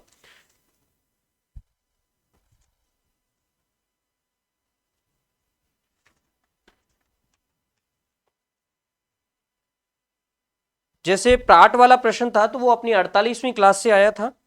इसके अलावा फुटकर गुरुत्वाकर्षण का था तो 226वीं क्लास में से था। हिमानी वाला था तो 65वीं क्लास में से था। ऋणात्मक सहसंबंध वाला था तो ये 197वीं क्लास के अंदर है। सीबीडी वाला 225वीं क्लास में है और एलन चर्चिल सैंपल वाला 125वीं क्लास में है और मानव विकास सूचकांक वाला ये 155वीं क्लास में से है। उसके बाद में ये जो टेस्ट है अपना, जो लास्ट वाला टेस्ट था 34 नंबर का टेस्ट, वहां से ये प्रश्न है वो सीधा मैंने बिल्कुल हूबहू लिखा है। प्रकृति की मेज सीमित संख्या के अतिथियों के लिए लगी हुई थी और जो बिना बुलाए मेहमान हो गए वो अवश्य भूखा रहना होगा, ये मॉल्थस का स्टेटमेंट है। तो इसमें आपका मॉल्थस है वो राइट होगा। ओके, उसके बाद में नेक्स्ट, किसने सीमाओं को राजनीतिक समभार रेखा कहा है, तो ये एंजेल इसमें राइट होगा। ये भी प्रश्न सीधा उठाया गया है और ये मैं आपको बता देता हूं, वैसे आगे मैं स्लाइड में इसको बताऊंगा। 242वीं क्लास के अंदर सीधा लिया गया है। उसके बाद नेक्स्ट जो अपना क्वेश्चन है ये करंट का क्वेश्चन था। जिसमें संयुक्त राज्य अमेरिका के भूगर्भिक सर्वेक्षण में 2024 के अनुसार 2022 में निम्नलिखित में से किस देश में लो अयस्क का अधिकतम भंडार है? इसमें आपका ऑस्ट्रेलिया राइट होगा। उसके बाद में थॉर्न, ये प्रश्न मैंने कोर्स के अंदर ये ऐड नहीं था, ये लेटेस्ट का क्वेश्चन था। ये प्रश्न बिल्कुल सिंपल था, मैंने बाई डायग्राम आपको बताया था। बता दूं, थॉर्नथवेट का प्रश्न था जो राजस्थान की 12वीं क्लास के अंदर है। थॉर्नथवेट के अनुसार दिए गए मानचित्र में छायांकित क्षेत्र किस जलवायु को प्रदर्शित करता है? तो ये जो डूंगरपुर, प्रतापगढ़ और बांसवाड़ा और इसके अलावा झालावाड़, ये CAW वाली जो क्लाइमेट है उसको ये इंगित कर रहा है। तो इसमें तुम्हारा CAW राइट होगा। ओके, ये राजस्थान की 12वीं क्लास से था। उसके बाद में नेक्स्ट जो 56वां क्वेश्चन है, जेनरेडी वाई, ये ब्लास का है, इसमें ब्लास आपका राइट होगा। और ये हमारी 15वीं क्लास के अंदर ही पढ़ा है, जो ब्लास की क्लास थी उसके अंदर पढ़ा है। उसके बाद में व्यवहारवादी भूगोल, ये हमारा बिहेवियर जो ज्योग्राफी था चैप्टर, वहां से सीधा सीधा प्रश्न उठा है।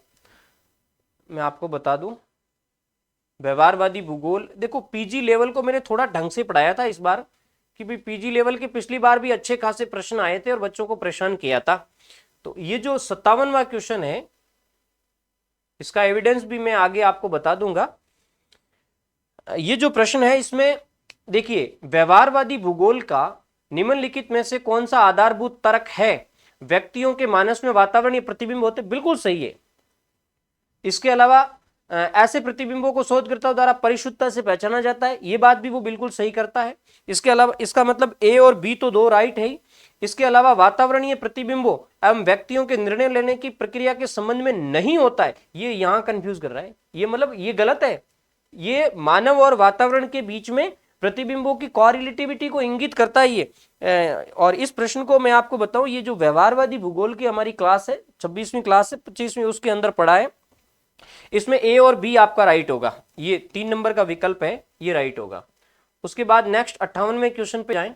ये प्रश्न हमारी 148वीं क्लास के अंदर है, जो पीजी लेवल की 24वीं क्लास थी, प्रादेशिक ग्रुप समूह व्यापार के, वहां से ही लिया गया। 148वीं क्लास के अंदर आप ढूंढे, इसमें 4 नंबर का आपका विकल्प राइट होगा।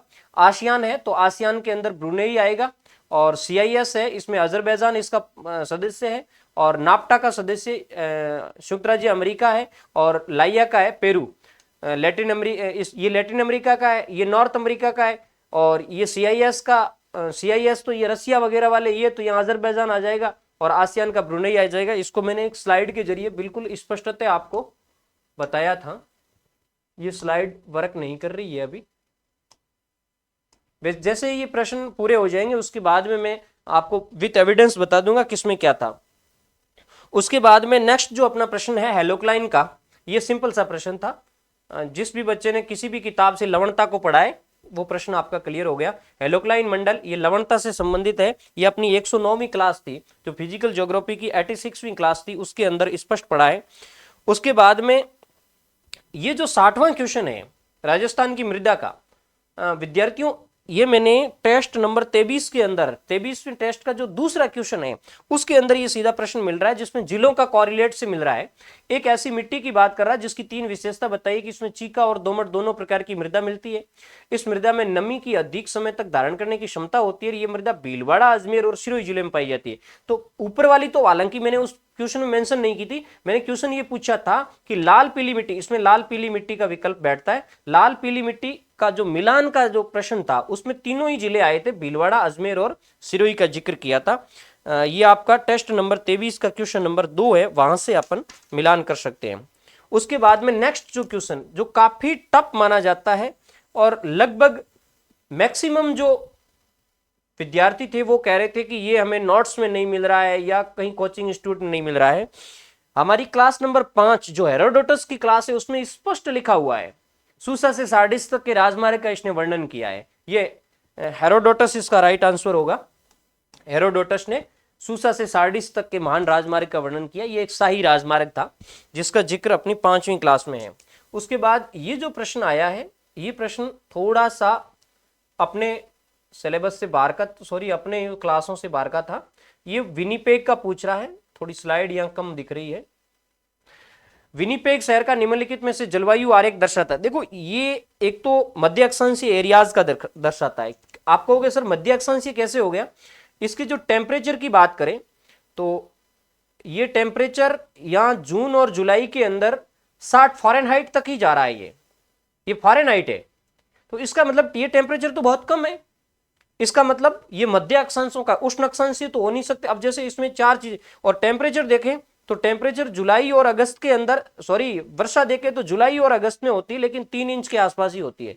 इसका मतलब ये ज्यादा आर्द्र भी नहीं है और ज्यादा गर्म भी नहीं है। तो अब देखो हम थोड़ा सा हम आ जाते हैं इसमें, निम्न अक्षांशीय तो हो नहीं सकता क्योंकि टेम्परेचर कम है, और भूमध्य सागरीय है नहीं ये क्लाइमेट क्योंकि विनिपेग की बात कर रहा है।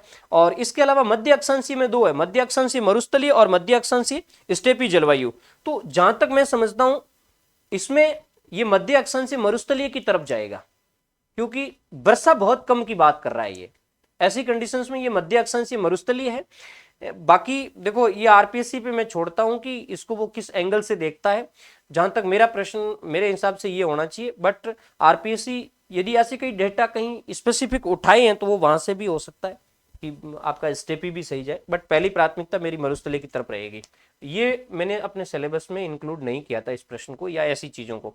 कोपेन के जलवायु वर्गीकरण के अनुसार ठंडी शीत ऋतु के साथ मध्य अक्षांशीय आर्द्र और शुष्क जलवायु, मैंने स्पष्ट लिखा था, अभी स्लाइड चलती नहीं वरना उस स्लाइड के अंदर मैं आपको बता देता, बिल्कुल क्लियर है। इसमें देखो ये बात कर रहा है ठंडी शीत की, जैसे ही ठंडी शीत की बात आती है तो इसमें सी है वो हट जाता है अपने आप, इसमें डी की तरफ जाएगा, और आर्द्र और शुष्क दोनों की तरफ बात कर रहा है तो एफ हट जाएगा, मैंने वहां समझाया था। तो यहां डी डब्ल्यू आपका राइट होगा। ओके, उसके बाद में नेक्स्ट जो क्वेश्चन है ये सिंपल क्वेश्चन है। अब वो चीज तो भूल गया कौन हार्ड है कौन सिंपल है, चलो फिर भी मैं आगे जिक्र करवा दूंगा, पेपर का जब लेवल पढ़ेंगे उस समय इसका जिक्र कर लेंगे। ये प्रश्न है, निम्नलिखित में से किन दबाव पेटियों का निर्माण क्रमशः गतिक और तापीय कारकों से होता है। बिल्कुल स्पष्ट मैंने डायग्राम बना करके बताया था कि ये गतिक पेटी है और ये है वो तापजन्य पेटी है। इसमें आपका जैसे ये गतिक की बात कर रहा है तो गतिक उपोष्ण कटिबंधीय उच्च दाब की पेटी होगी और तापीय में ध्रुवीय उच्च दाब की, ये दूसरा विकल्प सही बैठेगा। अब ये है तो सारा मिलान यूं तो सही लग रहा है, जैसे आप कहोगे सर ध्रुवीय उच्च और उपोष्ण उच्च दाब ये भी तो आ रहा है ना, ये सेम टू सेम, लेकिन ये कह रहा है क्रमशः पहले आपको गतिक वाली सिलेक्ट करनी है फिर आपको तापीय वाली करनी है, तो इसमें ये 2 नंबर राइट होगा, उपोष्ण कटिबंधीय उच्च एवं ध्रुवीय उच्च वाली पेटी। ओके, हालांकि मैं इसी स्लाइड को पीपीटी के जरिए आपको टेलीग्राम चैनल के अंदर डाल दूंगा। उसके बाद में मैकेंडर वाला जो प्रश्न पूछा है ये थोड़ा कंफ्यूजिंग क्वेश्चन है। मैकेंडर की पुस्तक किस भूगोलवेत्ता ने हृदय क्षेत्र शब्द लिया, यानी मैकेंडर की पुस्तक से किसने लिया, तो ये थोड़ा सा मेरे लिए कंफ्यूजन है। इसमें जहां तक मैं समझता हूं हाउस ओपर हो सकता है, मे बी पॉसिबल। और यदि इस प्रश्न को गलत एंगल से लिया गया है तो जैसे मैकेंडर पर फायरग्रीव का प्रभाव था, तो फायरग्रीव ने ये शब्द पहले दिया था मैकेंडर से हार्टलैंड, तो ऐसी कंडीशंस में यदि ये पूछना चाहता है कि भाई मैकेंडर ने कहां से लिया तो फायरग्रीव से ही होगा, और यदि मैकेंडर से किसने लिया है तो ऐसी कंडीशंस में हाउस ओपर की तरफ जाना चाहिए। बाकी ये प्रश्न आरपीएससी पे छोड़ता हूं मैं, वो उसको किस एंगल से लेती है। उसके बाद नेक्स्ट जो आपका क्वेश्चन है ये क्वेश्चन है, निम्नलिखित में से किस सतह का एल्बिडो 20% से कम होगा। मैंने एक स्लाइड के जरिए बताया था, एल्बिडो की पूरी स्लाइड बनाई हुई थी, इसमें आपका ये सही होगा नम भूमि और वन। जब आर्द्र भूमि की बात आती है तो वो 10 के आसपास ही आ जाता है, और वन है तो वो 5 और 10 15 के आसपास रहता है। इसमें पुरानी हिम हो नहीं सकती, ताजा हिम हो नहीं सकती, और जब हम शुष्क भूमि की बात करने जाएंगे तो ये 5 से 25 तक हो जाती है। ऐसी कंडीशंस में ये उत्तर सही बैठता है, मैं स्लाइड में आपको बता दूंगा। ये अपनी 73वीं जो क्लास थी उसके अंदर इसको इंक्लूड किया गया था, और उपोष्ण कटिबंधीय उच्च दाब वाली 82वीं क्लास के अंदर था। और ये यदि कोई बच्चा देखना चाहता है, जिसके पास कोर्स अवेलेबल है, देखना चाहता है तो वहां है, ये उसको समझ सकते हैं वहां से। और जो कोपेन वाला था ये 97वीं क्लास के अंदर है, ठीक है।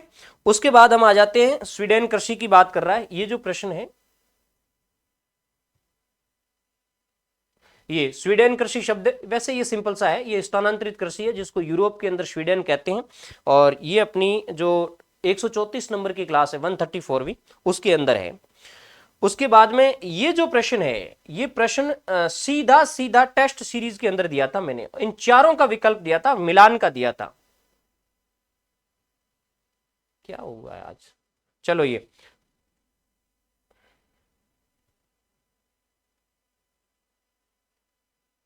राजस्थान में 2011 की जनगणना के अनुसार निम्न में से किस जिले का जनसंख्या घनत्व 100 से कम है?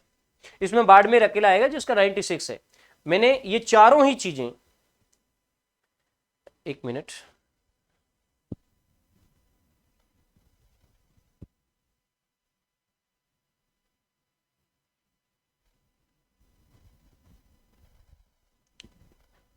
मैंने इन चारों ही जिलों को बताया था। ये टेस्ट नंबर 24 के अंदर 49वां क्वेश्चन है, आप वहां जाकर के देख सकते हैं। इसमें आपका बाड़मेर उत्तर सही होगा। उसके बाद में नेक्स्ट जो क्वेश्चन है, निम्नलिखित में से कौन से प्रत्यक्षवाद भूगोल की विषय वस्तु है? ये 20वीं क्लास के अंदर स्पष्ट लिखा हुआ है। यह अनुभववाद भी कहा जाता, बिल्कुल सही है। आदर्शवाद का विरोधी, बिल्कुल सही है। इसकी स्थापना अगस्त कॉम्टे ने की थी। और यह अधिनायकवाद का विरोध करता है, बिल्कुल सही है। ये चारों ही विकल्प लिखे हुए हैं।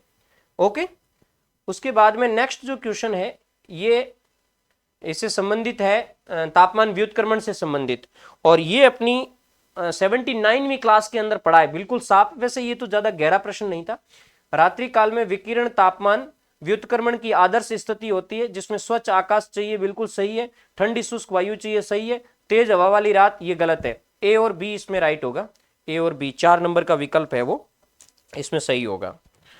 उसके बाद नेक्स्ट आ जाते हैं हम,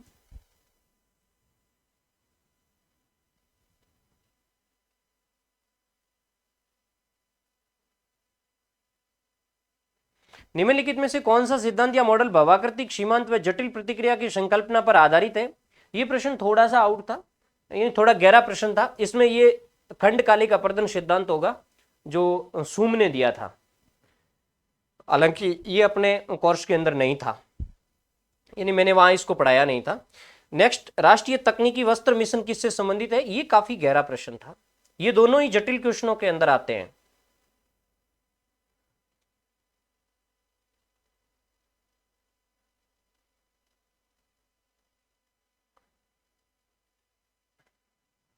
राष्ट्रीय तकनीकी और वस्त्र मिशन किससे संबंधित है? एग्रोटेक, स्पोर्ट्स टेक, इन्फोटेक और मेडिटेक। इसमें इन्फोटेक नहीं है, बाकी वाले तीनों ही है। ए है, बी है और डी है। ये ए बी डी 3 नंबर का विकल्प है, ये आपका सही होगा। ओके, किसने कहा था कि मकान और सड़कों के लिए मिट्टी का उपयोग अनुत्पादक है? इसमें जीन ब्रूंस सही है। ये बिल्कुल सीधा सीधा हूबहू स्लाइड के अंदर पड़ा है, मैं आपको बताऊंगा। उसके बाद में ये क्वेश्चन थोड़ा सा समझ आधारित था। निम्नलिखित में से राजस्थान की झीलों का उत्तर से दक्षिण में क्रम, इसमें ये पकड़ में बहुत आसानी से आता था कि ये जो गैब सागर है ना, ये सबसे दक्षिण में, क्योंकि ये डूंगरपुर में है, तो सबसे लास्ट में गैब सागर होना चाहिए। तो ये 2 नंबर का विकल्प था, यहां से ये उत्तर निकल रहा था। फॉय सागर सबसे उत्तर में, उसके बाद मांडल ताल, उसके बाद फतेह सागर और फिर गैब सागर।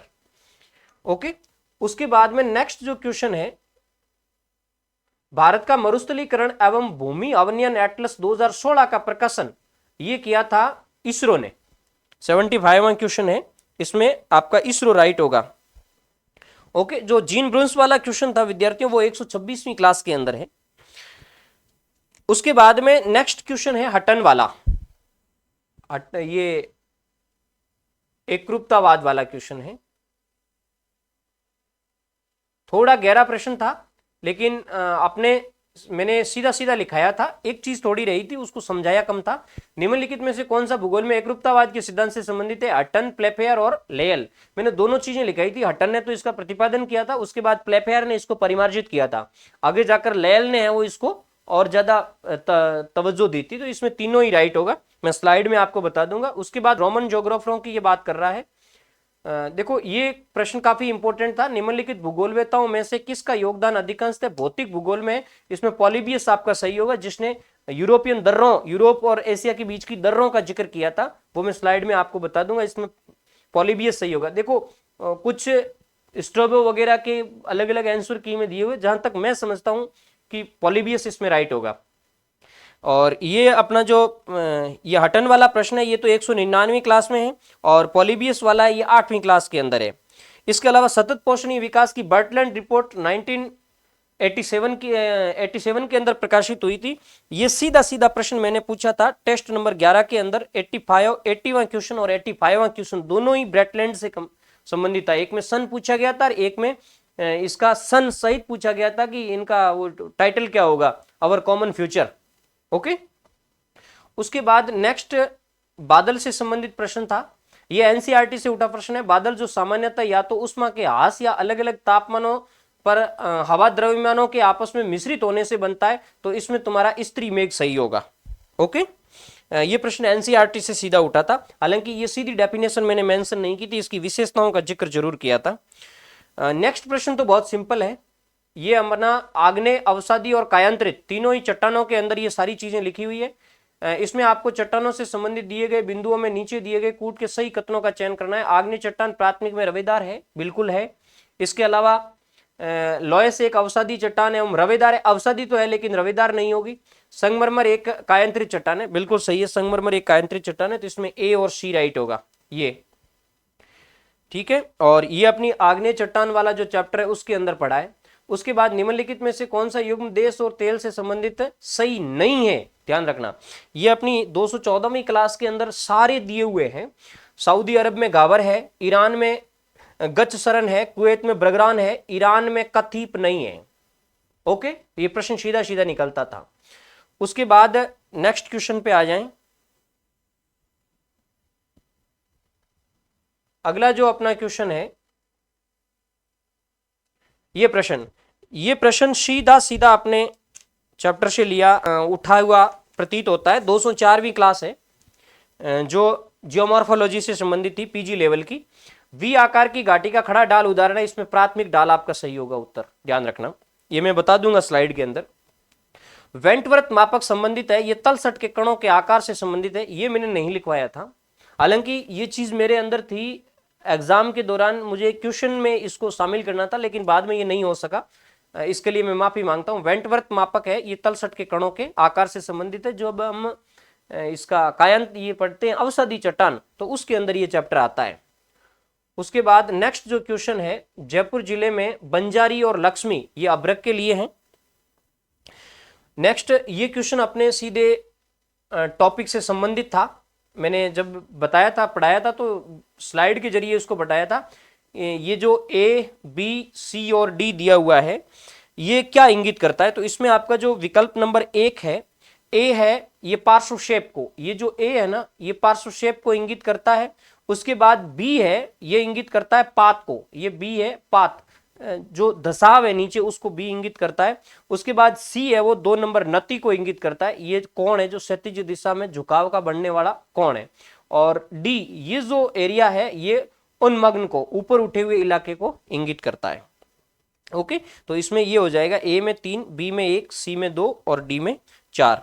उसके बाद नेक्स्ट जो क्वेश्चन है डोल ड्रम का, ये बहुत इजी क्वेश्चन था। डोल ड्रम बेल्ट के अस्तित्व का मुख्य कारण है, ये ठंडे प्रदेशों में स्थित, गलत, क्योंकि डोल ड्रम तो 0 से 5 के बीच में है। ये अपनी जो वायुदाब की पेटियों वाला चैप्टर है, वहां ये स्पष्ट पड़ा है।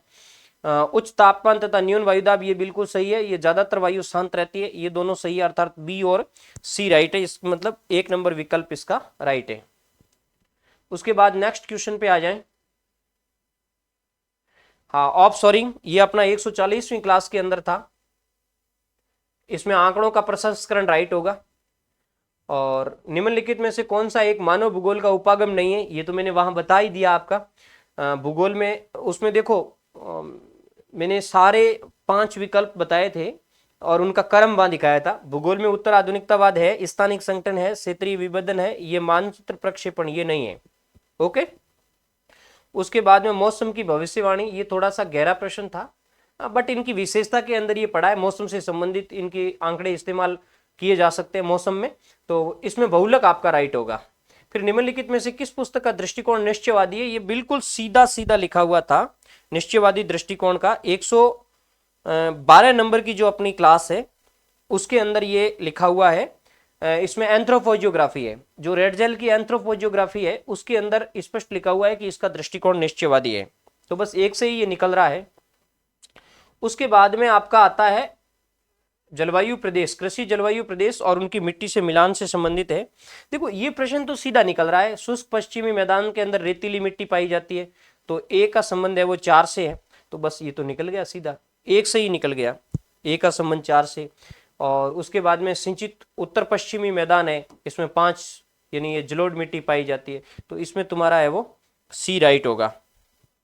कुछ प्रश्न तो इसमें देखो, कुछ प्रश्न जिसको स्टैंडर्ड बनाया था ना उसने, तो वो एकाध विकल्प से निकाल दिए, ये बच्चों के लिए थोड़ा फायदा वाला हो गया चीज।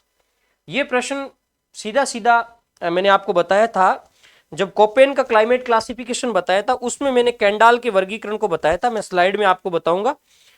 ये आपकी अपनी जो 95वीं क्लास है, 95वीं क्लास है, वहां है ये। इसमें जैसे ए है, ये मेगाथर्म को इंगित करता है, उष्णकटिबंधीय या उच्च तापीय की बात करता है, तो बी का संबंध 1 से होगा। और ये बी है, ये मरुस्थल की इंगित करता है, तो इसमें जीरोफाइट होगा। डी का संबंध 2 से, और उसके बाद में सी है तो ये मध्य तापीय, मध्य तापीय मतलब मेसोथर्म है, और डी है ये सूक्ष्म तापीय मतलब माइक्रोथर्म है, तो मेसोथर्म का संबंध हो गया सी से। ठीक है, तो ए का संबंध सी से किसमें आता है? ए का संबंध सी से नहीं, ए का संबंध 3 से, ए का संबंध 3 से, ये इन दोनों में हो गया। उसके बाद में चलो इसका मैं बता देता हूं, 2 नंबर विकल्प होगा। ये देखो, ए का संबंध 3, बी का संबंध 1, मेगाथर्म ए है, सी का संबंध 4, माइक्रोथर्म है वो डी है, और जेरोफाइट है वो 2 है, तो इसमें 2 नंबर विकल्प आपका राइट होगा।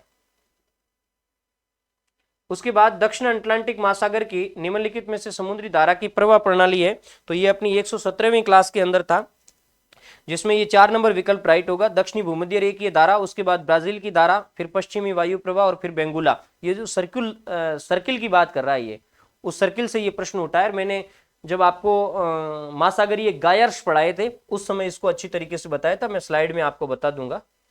उसके बाद क्लॉडियस टॉलमी का विश्व मानचित्र, ये संशोधित शंक्वाकार है, ये अपने जो लिया था वो 9वीं क्लास के अंदर पढ़ा है, क्लास नंबर 9 के अंदर। उसके बाद में ये जनगणना का प्रश्न है, ये बहुत ही सिंपल प्रश्न है, वैसे थोड़ा डाटा डीप है, बट पढ़ने वाले ने राजस्थान की जनगणना को ढंग से पढ़ा वो निकाल सकता। 2011 की जनगणना के अनुसार राजस्थान के किस जिलों में क्रमशः ग्रामीण और नगरीय लिंगानुपात सर्वाधिक है? ग्रामीण लिंगानुपात पाली में और नगरीय टोंक में है। ओके, उसके बाद में नेक्स्ट जो क्वेश्चन है,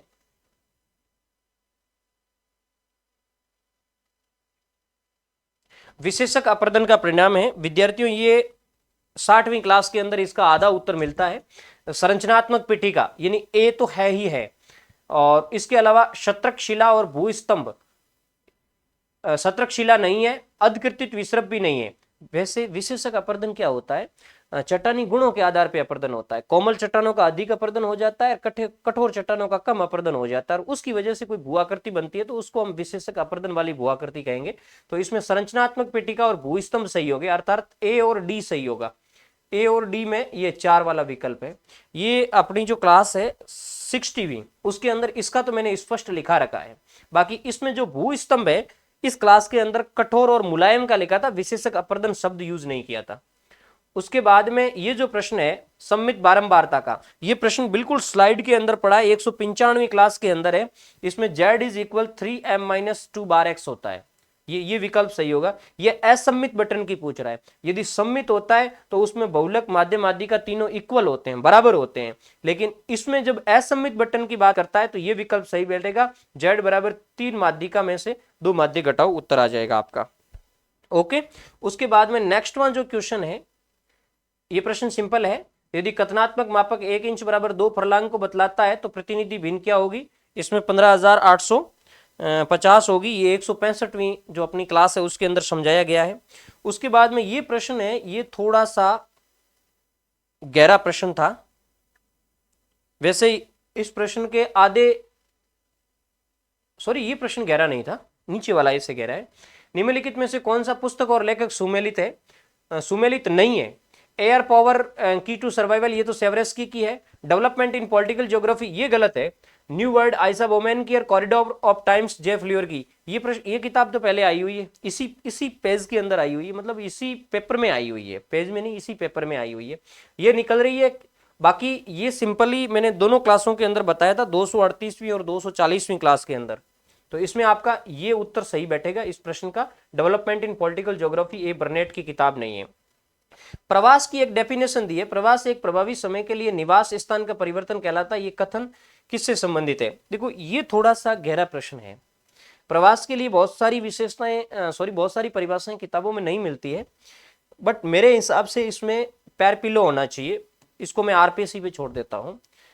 कई जगह बॉग भी है, लेकिन बॉग का क्लेरिफिकेशन ये नहीं मिलता। पैर पिलो के कुछ शब्दावली है जो निवास स्थान परिवर्तन उससे रिलेटेड मिलते हैं। ये प्रभावी समय का जो शब्द है ना, ये पैर पिलो ने यूज किया है, तो हो सकता है उसके हिसाब से ये यहाँ जाए, बट मैं इसको आरपीएससी पे छोड़ देता हूँ। उसके बाद नेक्स्ट जो क्वेश्चन था ये बहुत सिंपल था। ये कि भाई कौन सा युग्म है वो सही सुमेलित है, ये ही आपको सिलेक्ट करना था। तो ये फिजी द्वीप एंटार्क्टिक में नहीं है, बेयर आर्कटिक में है, करगुलेन हिंद में है और गुआम प्रशांत के अंदर है। तो इसमें बीसीडी राइट हो जाएगा, बीसीडी ये 3 नंबर का विकल्प है, ये राइट हो जाएगा। ये अपनी 103 और 105वीं जो 2 क्लास है उसके अंदर आपको मिलेगा, यानी मैंने जो द्वीप बताए थे अलग अलग विभिन्न महासागरों के, उसमें इसका जिक्र मिलेगा। उसके बाद में नेक्स्ट जो क्वेश्चन है,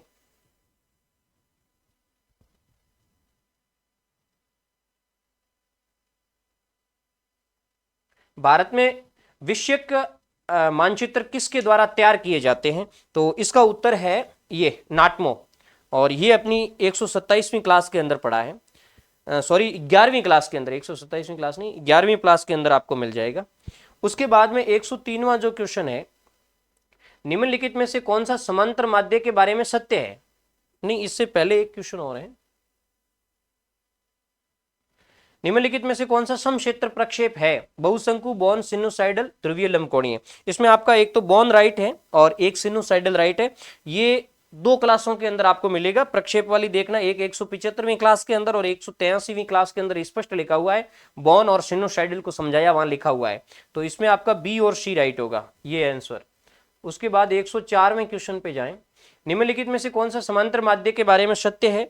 ये 194वीं क्लास के अंदर स्पष्टता इनकी विशेषता वगैरह लिखी वहां सारे मिलेंगे। श्रृंखला के सभी मानों पर निर्भर नहीं होता, ये गलत है, ये सभी मानों पर निर्भर होता है। सहसंबंध विधि में उपयुक्त है, बिल्कुल सही है। प्राप्त मान दशमलव और पूर्ण संख्या दोनों में होता है, बिल्कुल सही है। अनुपात और प्रतिशत के अध्ययन के लिए उपयुक्त है, ये इसमें नहीं होगा। अनुपात और प्रतिशत के अध्ययन के लिए ये उपयुक्त नहीं है, तो इसमें बी और सी राइट होगा, ये 2 नंबर का विकल्प इसमें राइट होगा।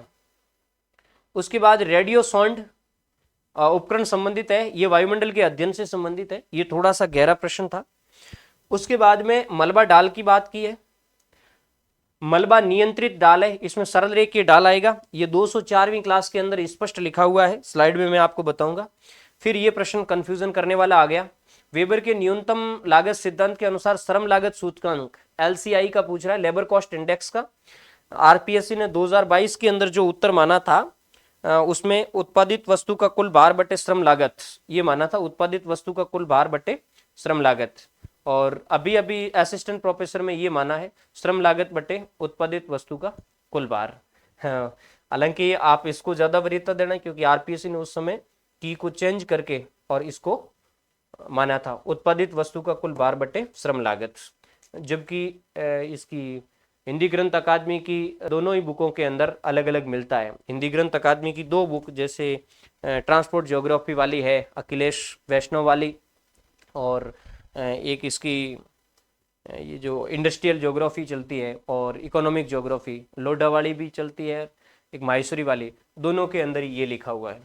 ठीक है, उत्पादित वस्तु का कुल भार बटे श्रम लागत। अब आरपीएससी किसको है वो वरीयता देती है, तवज्जो देती है, ये अपनी क्लास 221 के अंदर इनके एविडेंस सहित लिखा हुआ है। उसके बाद नेक्स्ट क्वेश्चन, वेबर के न्यूनतम लागत सिद्धांत के अनुसार यदि दोनों कच्चे माल बाजार से दूर निश्चित स्थान पर प्राप्त होते हैं और दोनों शुद्ध है तो उद्योग की अवस्थिति की स्थापना होगी। देखो, जब दोनों शुद्ध की बात आ गई, ऐसी कंडीशंस में बाजार के निकट जाएगा। भले ही देखो ये लिखा हुआ है, थोड़ा सा ये कंफ्यूजन कर रहा है कि निश्चित स्थान पर प्राप्त होते, तो एक्चुअली माल हमेशा पर्टिकुलर स्थान पर ही मिलेंगे। यदि सब जगह मिलते वो तो सर्व सुलभ हो गए, तो सर्व सुलभ कच्चे माल बहुत ही कम होते हैं। लेकिन इसने लिख दिया दोनों शुद्ध है, तो ऐसी कंडीशंस में थोड़ा पर्टिकुलर स्थान और शुद्ध की बात कर रहा है, तब ये मार्केट की तरफ जाना चाहिए। और यदि दोनों में से एक शुद्ध एक अशुद्ध होता तो ट्राइंगल बनता, ऐसी कंडीशन में ट्राइंगल की कंडीशन बनती, सॉरी दोनों अशुद्ध होते तो ट्राइंगल की कंडीशन बनती। यहां ये बाजार के निकट वाला ये चैप्टर आपका सही बैठेगा। उसके बाद में पृथ्वी की आंतरिक संरचना से संबंधित प्रश्न पूछा गया है। पृथ्वी की आंतरिक संरचना के बारे में कौन से कथन है वो सत्य है। भूआकृतियों को देखो, पृथ्वी की भूआकृतियों को समझने में मदद करता, बिल्कुल सही है। गहराई के साथ तापमान 1 डिग्री प्रति 32 मीटर की दर से बढ़ता है, ये भी सही है। एस तरंग का साया क्षेत्र पी तरंग से कम होता है, ये गलत है। और पृथ्वी के धरातल पर पहुंचने वाले उल्का पिंड सूचना के अप्रत्यक्ष स्रोत है, ये सही है। इसमें ए बी डी राइट होगा, ये 24वीं क्लास के अंदर पढ़ा है, इसमें आप ए बी और डी राइट करना, ठीक है। केवल ये एस तरंग वाला साया क्षेत्र वाला ये गलत है। उसके बाद नेक्स्ट क्वेश्चन, ये करंट का क्वेश्चन है, कथन और कारण का। 2024-25 के दौरान भारत के तैयार इस्पात के निर्यात में कमी आई, बिल्कुल सही है। अंतर्राष्ट्रीय बाजार में स्टील की कम कीमतों के कारण निर्यात का लाभांश कम हो गया, दोनों ही चीज सही है। और निर्यात का लाभांश कम हुआ है, उसकी वजह से ही निर्यात कम हुआ, तो ये कारण भी सही है। तो इसमें आपका 4 नंबर विकल्प सही होगा, जो ये कहता है कि ए और आर दोनों सही है और आर ए की व्याख्या भी सही करता है। ओके, उसके बाद नेक्स्ट क्वेश्चन की तरफ बढ़े।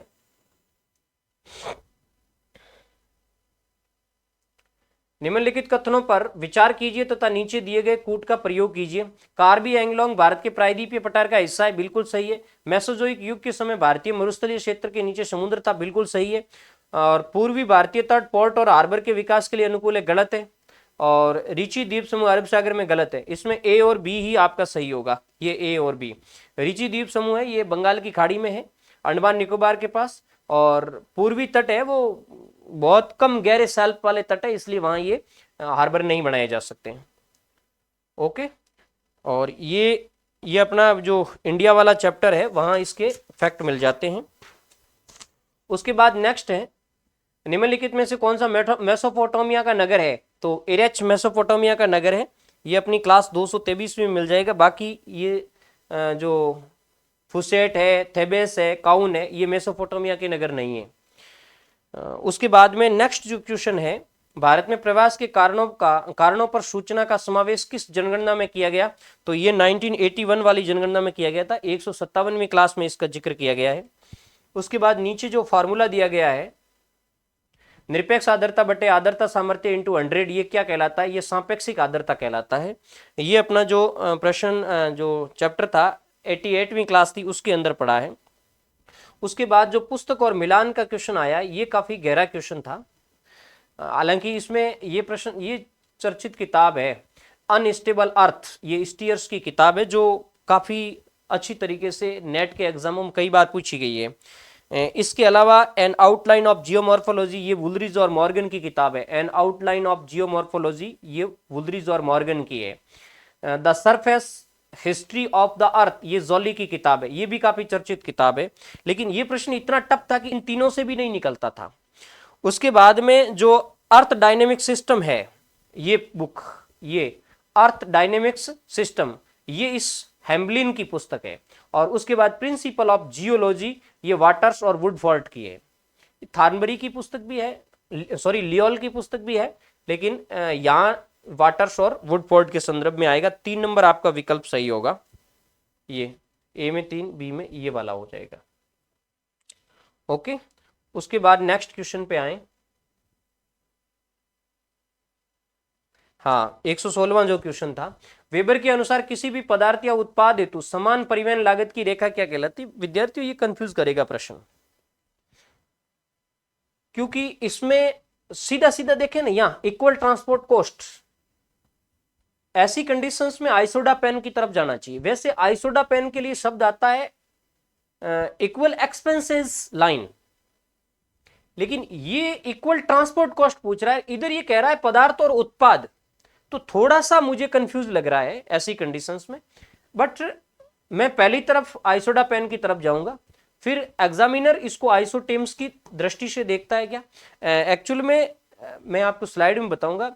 आइसोटेम्स वो होती है जैसे 2 स्थान हो गया, एक मार्केट हो गया और एक कच्चा माल हो गया। तो कच्चे माल के चारों ओर जो समान एक्सपेंसेस की लाइन, सॉरी समान जो ट्रांसपोर्ट कॉस्ट की लाइन खींची जाती है वो आइसोटेम्स होती है। और इधर मार्केट के चारों ओर जो लाइन खींचेगी वो भी आइसोटेम्स होगी। और जहां आइसोटेम्स और दोनों जो पैलेसेज है उनकी आइसोटीम्स है वो क्रॉस करती है, उनको एक पर्टिकुलर डॉट्स के द्वारा मिलाते हुए जो लाइन खींची जाती है, जहां इक्वल एक्सपेंसेज आती है या इक्वल ट्रांसपोर्ट कॉस्ट आती है, वो आइसोडापेन मानी जाती है। तो ऐसी कंडीशंस में एग्जामिनर का पहला फर्स्ट ऑफ व्यू है वो आइसोडापेन्स की तरफ होना चाहिए, बट मैं इसको आरपीएससी पे छोड़ देता हूं। मेरी दृष्टि से आइसोडापेन है, उसके बाद में मे भी पॉसिबल आइसोटीम्स भी हो सकता है। उसके बाद में नेक्स्ट, राजस्थान के कृषि जलवायु प्रदेश में 3B के अंदर सम्मिलित है। ये इजी प्रश्न था 3B वाला। इसमें भरतपुर, अलवर और धौलपुर वाला ये सही बैठेगा, अलवर, भरतपुर, धौलपुर। भारत में मृदा सर्वेक्षण विभाग ये 1956 है। उसके बाद रीटर वाला प्रश्न पूछा, रीटर के संदर्भ में निम्नलिखित कथनों पर विचार कीजिए। ईश्वर उद्देश्यवादी विचारधारा बिल्कुल सही है। भूगोल का मानव केंद्रित दृष्टिकोण सही है। शुद्ध भूगोल का समर्थक, ये गलत है, ये शुद्ध भूगोल का समर्थक नहीं था। लैंडर कुंडे की अवधारणा इसने दी, बिल्कुल सही है। तो इसमें ए बी और डी राइट होगा, ए बी डी राइट होगा। ये जो अपनी क्लास है 13वीं, उसके अंदर इसको सम्मिलित किया गया है। ये नेक्स्ट है चंबल 65 और मंगला, ये तो गेहूं की किस्में हैं। उसके बाद नेक्स्ट जो क्वेश्चन है, निम्नलिखित में से कौन सी भूआकृति प्रवाहित जल के द्वारा निर्मित होती है? तो प्रवाहित जल के द्वारा निर्मित होने वाली नहीं होती है ना, प्रवाहित जल के द्वारा निर्मित होने वाली आकृति नहीं है। उस आकृति में कैनियन की बात करें तो ये तो घाटी, वी आकार की घाटी का गहरा रूप है। टारन झील है, ये हिमानी के द्वारा बनती है। जब सोपानाकार हिमानी होती है तो उसमें सोपान वाले जो बड़े भाग है उसके अंदर जो मोटी मोटी झीलें बन जाती है उसको हम टारन, ये सोपानाकार हिमानी नहीं, वो जो ऊपर हिमगैवर बनता है ना, एक कुर्सीनुमा आकृति बनती है, उसके गहरे गड्ढे में जब पानी इकट्ठा हो जाता है तो उसको टॉरन झील कहते हैं। बाकी गार्ज और अवनमित कुंड ये तो इनके है ही। और ये अपना जो चैप्टर है ये आपको 63वीं क्लास में मिल जाएगा, 63वीं में। उसके बाद में नेक्स्ट क्वेश्चन की तरफ ले, निम्नलिखित में से कौन सा युग्म खनिज और खनन क्षेत्र से सही सुमेलित है? ये बिल्कुल सिंपल प्रश्न था। पेट्रोलियम लूनेज ये है, कोयला बसिन ये गलत है, ये बेसिन नहीं है, बसिन है। बसिन पेट्रोलियम का है। लोहा सिंगरौनी गलत है, सिंगरौली कोयले के लिए है। बाक्साइड गुरु महिसानी गलत है, ये लोहा एस के लिए। तो इसमें ये पेट्रोलियम लूनेज आपका सही होगा। और ये अपना टेस्ट नंबर 17 के अंदर है, 41वां क्वेश्चन है ये। उसके बाद ये जो प्रश्न है ये अपनी 52वीं क्लास के अंदर स्पष्ट पड़ा है, सारी चीजें लिखी हुई है। सिनिस्टियल भ्रंश, व्युत्क्रम भ्रंश, सामान्य भ्रंश और डेक्स्ट्रल भ्रंश। इसमें सिनिस्टियल भ्रंश है वो भ्रंशतल के बाईं ओर वाला विक्षेपण है, ये भ्रंशतल के बाईं ओर विक्षेपित होती है, इसको सिनिस्टियल कहते हैं। और व्युत्क्रम भ्रंश की बात करें तो व्युत्क्रम भ्रंश है वो एक दूसरे के आमने सामने आते हैं। और इसके अलावा सामान्य भ्रंश है ये एक दूसरे से विपरीत दिशा में जाते हैं। और डेक्स्ट्रल है ये भ्रंशतल के दाईं ओर आते हैं। तो इसमें आपका 2 नंबर ऑप्शन है वो राइट होगा। ये आप इसको पूरी स्लाइड को देख लेना, ये राइट होगा। वैसे मैं आपको पुनः बता देता हूं, डेक्स्ट्रल दाईं तरफ है, सिनिस्टियल बाईं तरफ है। व्युत्क्रम भ्रंश है वो एक दूसरे के आमने सामने है और सामान्य भ्रंश है ये एक दूसरे के विपरीत है। उसके बाद नेक्स्ट है, निम्नलिखित में से कौन सा कृषि प्रदेश विश्व में शराब और वाइन उद्योग के हृदय क्षेत्र के रूप में? तो ये तो बहुत चर्चित है, खट्टे फलों की जहां खेती होती है वो भूमध्य सागरीय प्रदेश वाला, तो इसमें भूमध्य सागरीय कृषि आएगी। नेक्स्ट है रुको और जाओ। रुको और जाओ नियतिवाद के प्रतिपादक थे, तो इसमें ग्रिफिथ टेलर आपका राइट होगा, गो एंड स्टॉप वाला।